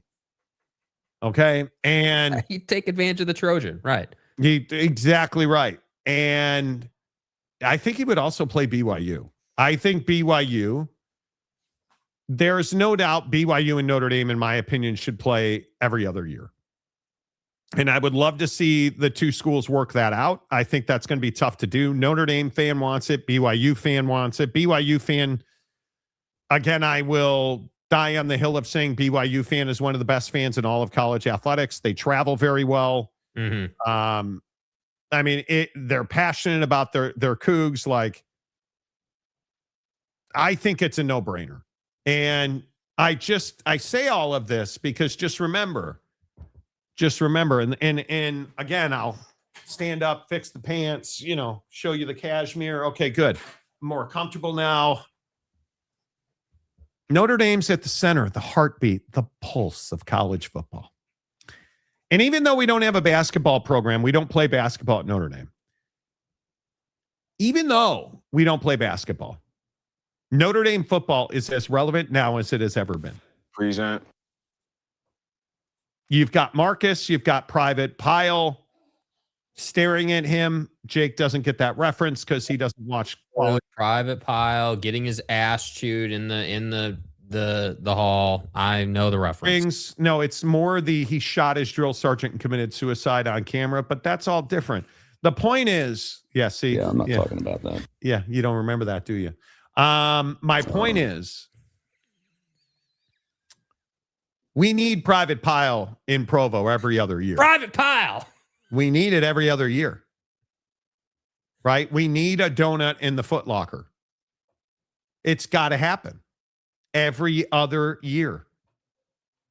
And I hope that Notre Dame, depending on where we go with super leagues and all that, keep BYU and add USC back. And I think it's incredible. Yeah, I mean, it's incredible. I think Notre Dame and BYU is a good matchup. Certainly, it's a massive TV audience. I think if you're talking about business, massive TV audience. Can't deny it.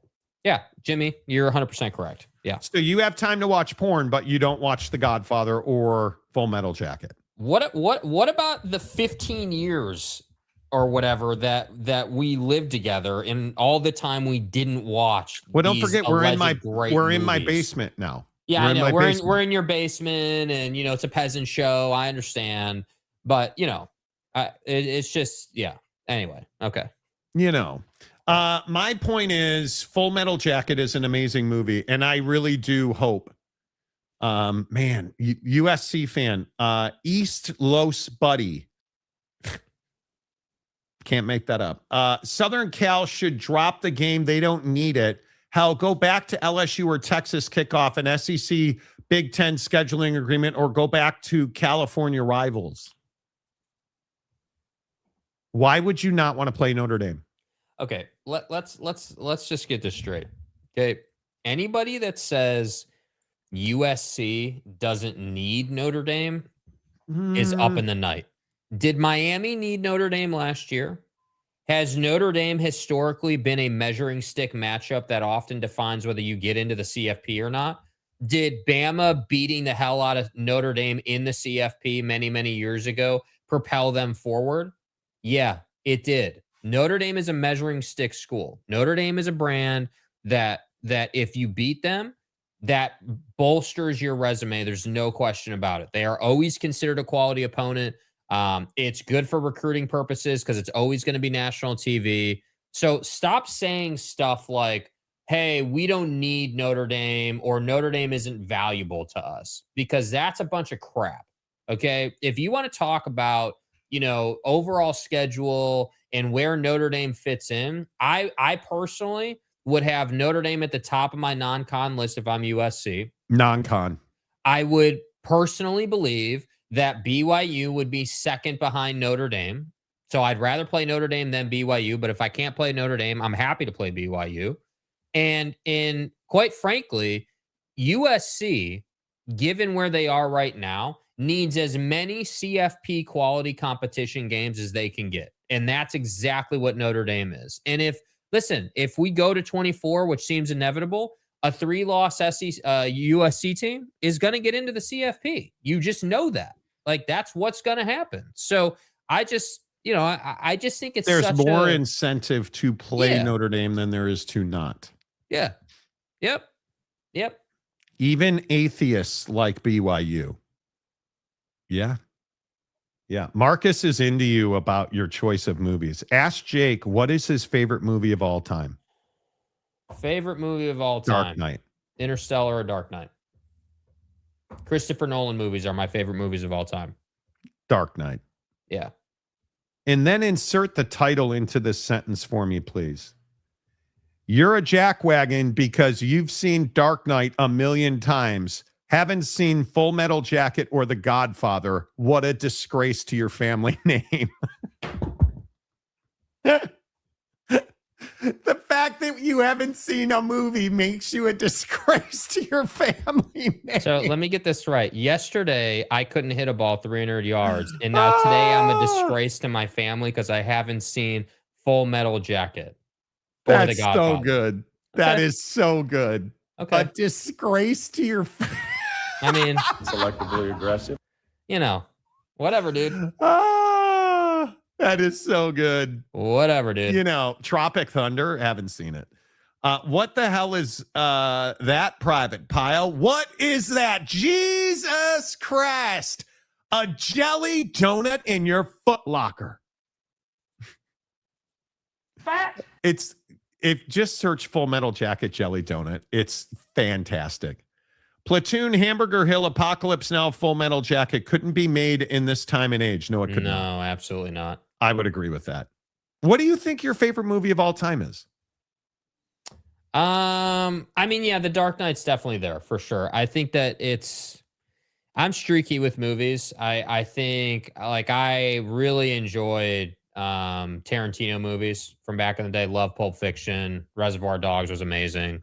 But yeah, I mean, I probably would go with the first time I saw The Dark Knight, I was just blown away by it. I think it's just elite level acting for sure. So, I mean, I would probably have it as a Dark Knight.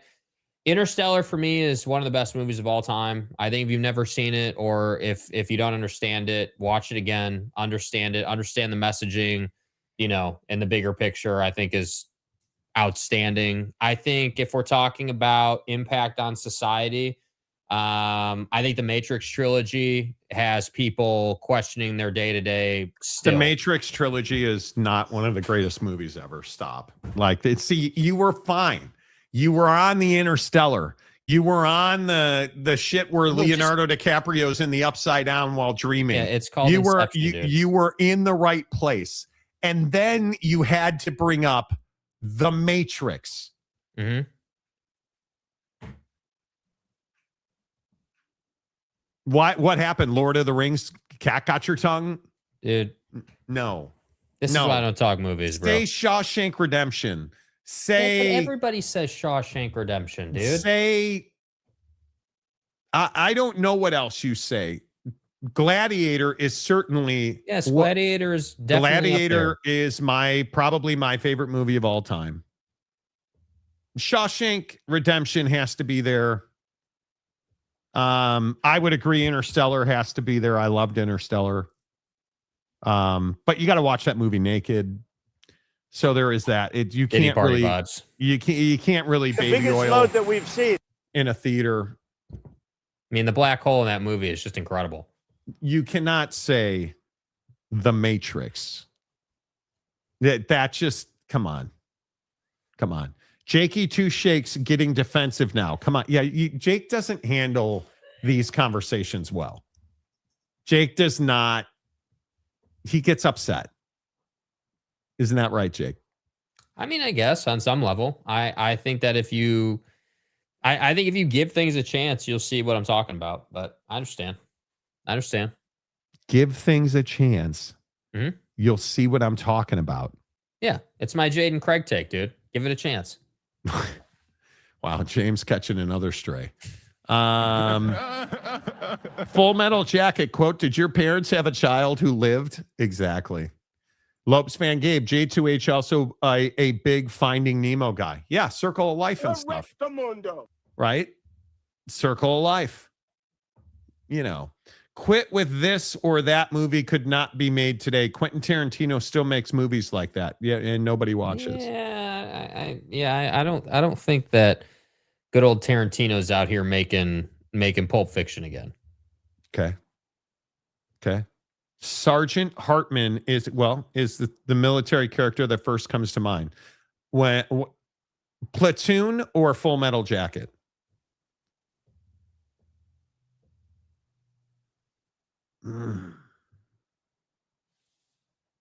Probably Platoon.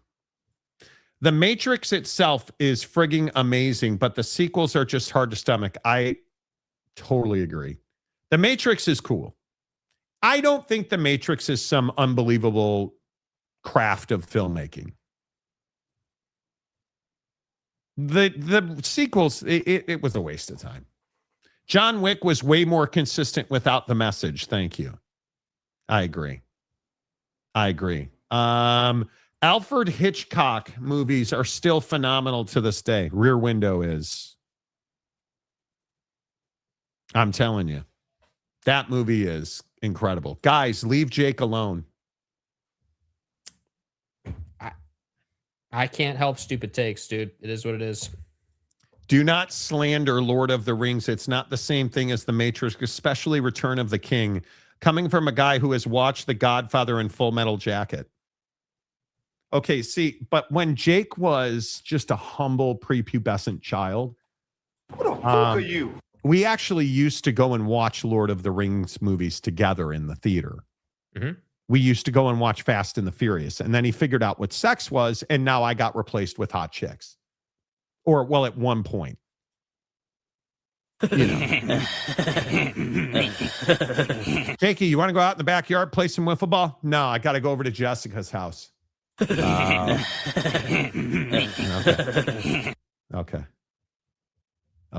My bad. You know. Django Unchained, The Hateful Eight, and Once Upon a Time in Hollywood. Django Unchained is a great movie. Name my dog after it. The Hateful Eight was kind of mid. I'm going to be honest with you, man. Never could get into The Godfather.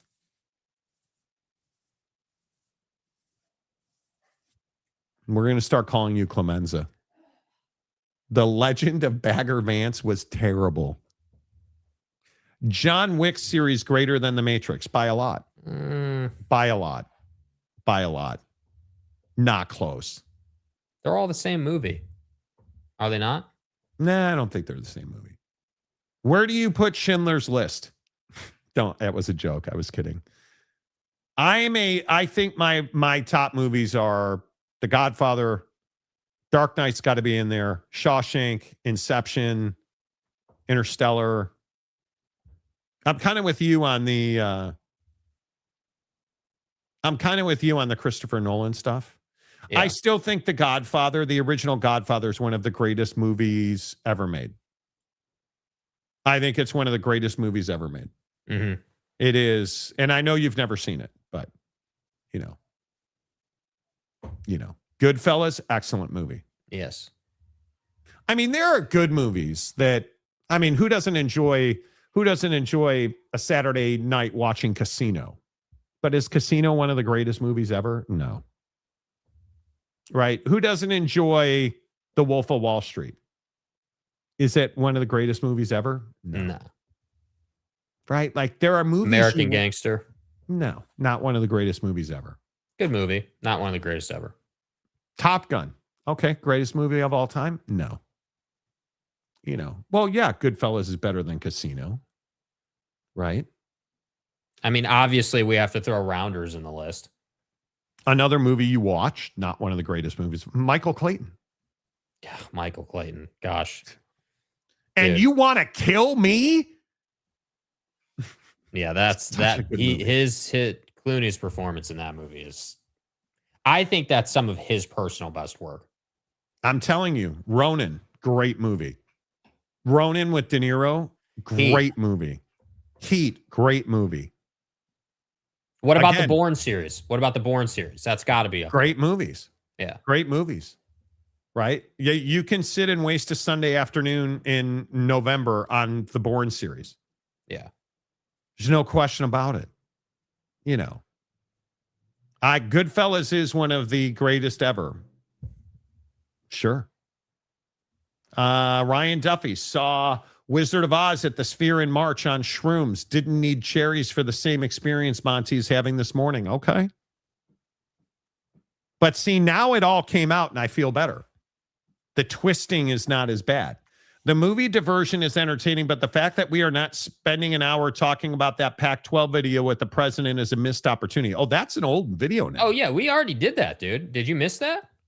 Yeah, we've done that. Oh, have you guys not seen this work of this is Christopher Nolan better?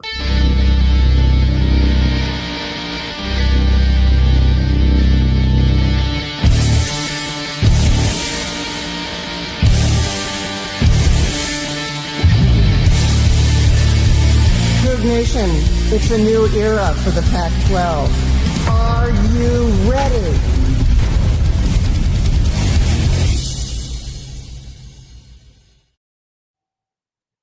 That might be legitimately, not joking, that might be one of the worst things I have ever seen produced, honestly. Everything from the cuts to the lighting, the music choice, it's all ass. All of it is terrible. Literally all of it. Says the guy who just claimed Matrix is one of the greatest movies ever. Yeah, you know what, dude? Just because you don't think it is, and I do, doesn't mean I'm not credible on this. This promo is absolutely trash. It's terrible. It is legitimately one of the worst promotions. You and I both know that lady wears tweed underwear. Like, holy crap. It is so uncomfortable. It is, yes, I said the exact same thing. It's just so bad. It is bad in ways that I cannot describe. It is bad in ways that why do I want to no. And the worst part is somebody's like, oh man, this is incredible. My guess is it's a spoof. Somebody was like, you guys, this is so bad. No. It's really, really good. We've got, this is, yes. Like you and I both know she's the one that wears wingtip loafers, right? Tell me she doesn't wear a pantsuit every single day. 100%. Right? Like, and if she's not wearing the suit jacket up top, she's definitely wearing a button down with a sweater over it. Dude. You can't, no. The answer is no. Oh. What did Joey Binko say? What do you mean? I went to click on his comment and it disappeared. It got filtered. He made a, looks like he made an Antifa reference, which Okay. we know is on the bad list. Okay. Did you just make a Reed Timmer reference? Do you know who Reed Timmer is, Jake? No. Storm Chaser. Matrix is up there, but I don't think it's the best. It's not up there. Yeah, I'm not saying it's the best movie ever, but you know. The Matrix was revolutionary when it came out, but John Wick more consistently great throughout the series. I agree. Great, but not the GOAT. Oh, brother, where art thou? Oh, my God. You're not wrong. AI her arriving in a Subaru in that video is perfection. Yeah, that video, like, wow. It probably annoys me more as someone who does a lot of video that I'm watching this and I'm like the whole thing is just terrible. Like the whole thing, like just the stick lights to the music to the weird cut to her shoes that like you had a stable shot, then you cut to her shoes and you cut back, then it's just, and like the pointing at the screen and just the script itself is not good. Like, she is, and the problem is on the weekend, she wears a t-shirt with a flannel over it. And it's just really uncomfortable. Yeah. Yeah, man. Right. She has the same advisor as the president doesn't know anything she's doing is bad, dude. The Deer Hunter's not the best movie ever. That's no. Joey Binko says I'm no longer filtered. Never had that happen before. Okay. Gave you a quick little 30-second teaser, huh? Yeah. Hey, have we figured out what the best movie of all time is? Is there a consensus on what the best movie of all time is? I don't think so. I think there's a consensus on what competes for it. Ocean's 11 is not the best Clooney movie. We all know it's Pearl Harbor. Oh, wait, that's Ben Affleck. The point is, the best movie of all time. That's impossible to answer. No, TJ. Yeah, we get it. TJ. You're a pilot. You're a private pilot. Boys. Listen. Tuskegee Airmen, best movie of all time. Or, well, I mean, it may be Top Gun. The story of the Challenger. I mean, Listen, we get it. You want to get your takeoff clearance with the call sign Maverick. I understand, dude. That doesn't mean it's the best movie ever. Listen, if it's not Top Gun, it's Iron Eagle. Jake, have you ever heard of Iron Eagle? No.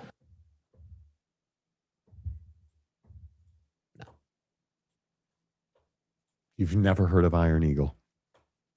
I'm probably the only one on this show that's heard of Iron Eagle then. What about Airwolf? Well, Monty, listen, if it's not Top Gun, it's Airwolf. Airwolf? Like, Airwolf? Airwolf was incredible. Airwolf, what are the best airplane? Oh, Airplane. Listen, if it's not Top Gun, it's Airplane. Bro, it's not Top Gun. It's snakes on a plane. I'm just telling you. I know TJ Beck. TJ Beck's like, listen, have you guys seen the Sully Sullenberger story? Greatest movie of all time. And if it's not that, it's Passenger 57, man. I'm telling you. Those are all the airplane movies I can think of. Oh, no. And if it's not Top Gun, it's got to be Air Force One. Get off my plane. Get off my plane. You guys remember that? Get off my plane. Yeah, I mean, what's next? Are we if it's not Top Gun, are we going full Sully with the Tom Hanks movie where he crashes the plane into the river? Come on, dude. Yes, Soul Plane, exactly. Well, listen, guys, listen. If it's not Top Gun Maverick, it's got to be Soul Plane. I mean, I know movies, and then these movies right here. See, TJ Beck, these are all plane movies because you're a pilot. Best airplane movie, Airplane. That's right. There's a big difference between the best movie of all time and the most influential movie of all time. I would agree. You can make an argument that The Matrix was pretty influential. Yeah. Listen. What is the worst movie I've ever seen? Pineapple Express, potentially? Yeah. You want to talk about trash movies. Express. Yeah, that movie sucked. I worked at a movie theater. When Iron Eagle came out, I could almost recite the entire script and all the lyrics to the songs. My man. I can't watch Black Hawk Down. Tough movie, dude. It's Black Hawk Down and Saving Private Ryan are tough watches, dude. The Upham scene. Yeah, dude. Oh. It's like Band of Brothers when they're in the winter scenes where they're living in their bunkers and they're freezing and I can't remember the guy from Friends who was in Band of Brothers. It was just such a good movie. His character really pissed me off. You got David Schwimmer. You guys remember his character? Easy Company. Boy, just incredible. Just incredible. What was his character's name in that movie? I got to look that up real quick. It was so good. Where's the Sobel? Yeah, Lieutenant Sobel. What is the holdup, Sobel? Oh, that was so good. Captain Sobel, yes. Yeah. Captain. You guys remember that when they duped him and they thought they had like the lieutenant out there and they're like, Captain Sobel. So good. So good. Band of Brothers was incredible. Yeah. It's hard for me to watch any modern war movie sets off my PTSD. Well, don't do that then. Sobel, get those men across that fence. Why'd you cut that fence, Sobel? Oh my God. So good. Yeah. So see, I could talk movies all day.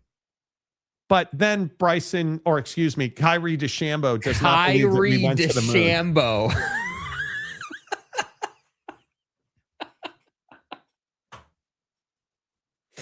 Do you like Bryson DeChambeau, Jake? Nope. Don't like him. Don't respect him. Don't appreciate him. I want to understand this Bryson DeChambeau thing. Mm-hmm. I really, really do.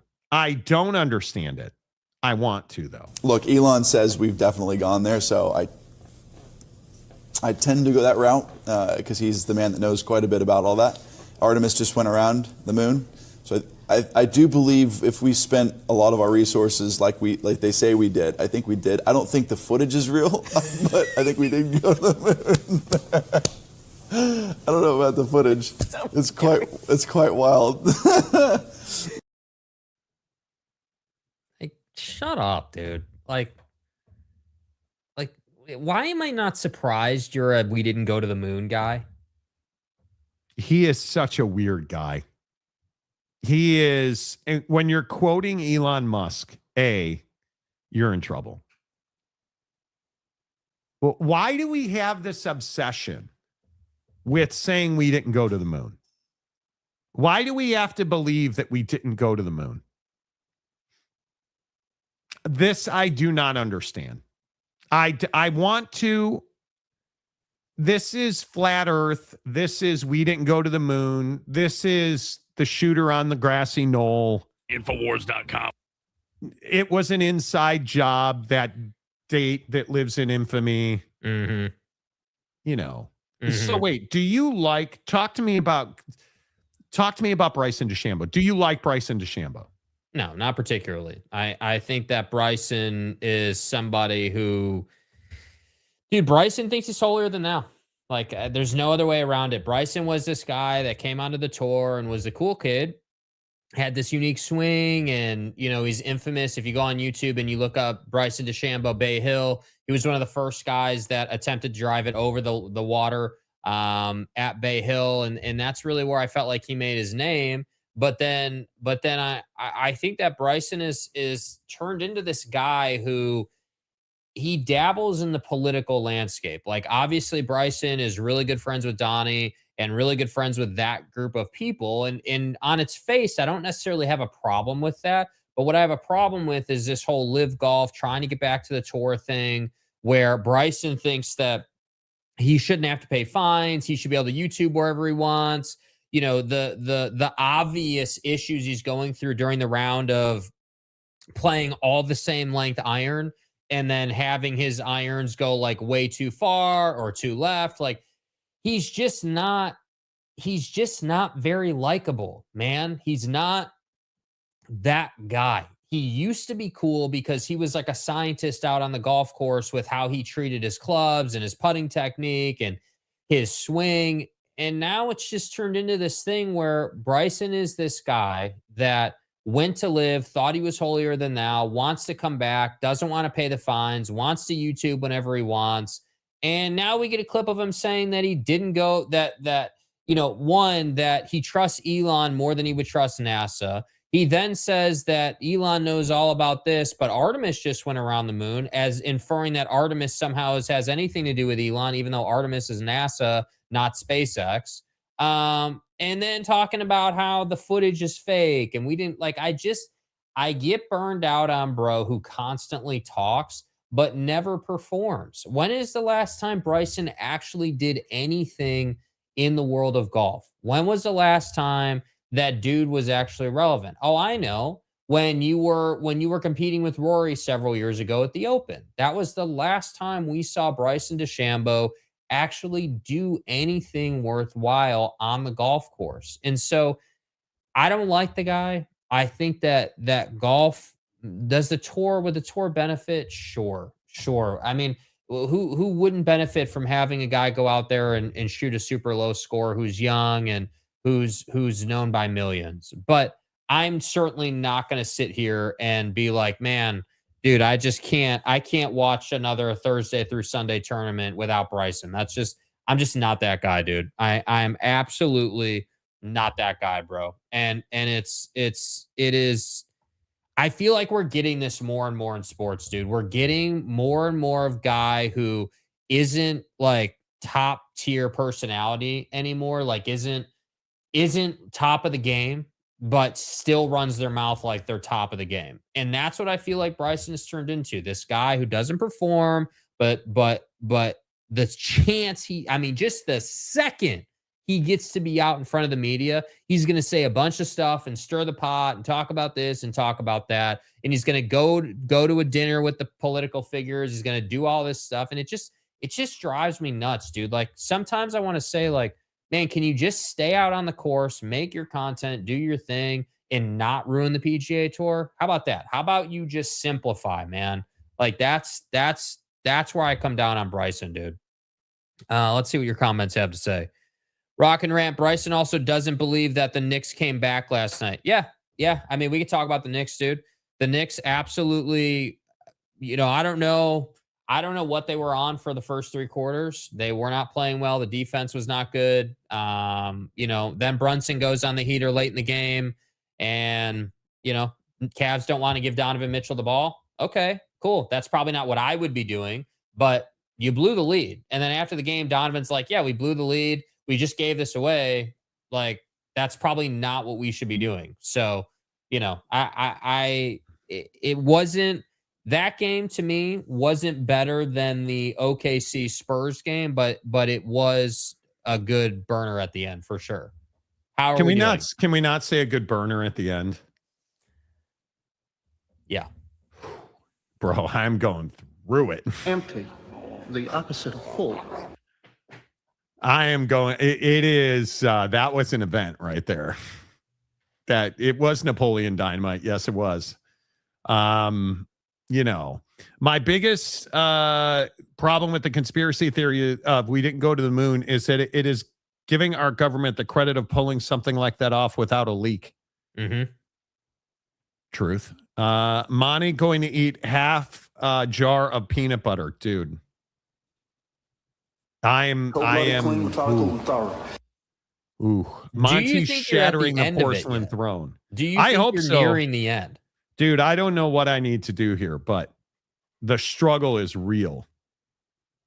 Yeah, you might be just cooking up some rice for breakfast, dude. Like you might be just going basic. Ooh, just need to get it through. Give me Bryson breaking 50 content all day, but he can keep his nonsense retread conspiracy theories. I agree. I totally agree. And as far as the Knicks go last night, dude, I needed the Knicks last night. I needed the incredible NBA content. I needed big shot making. I needed Brunson burner. I needed all of it last night.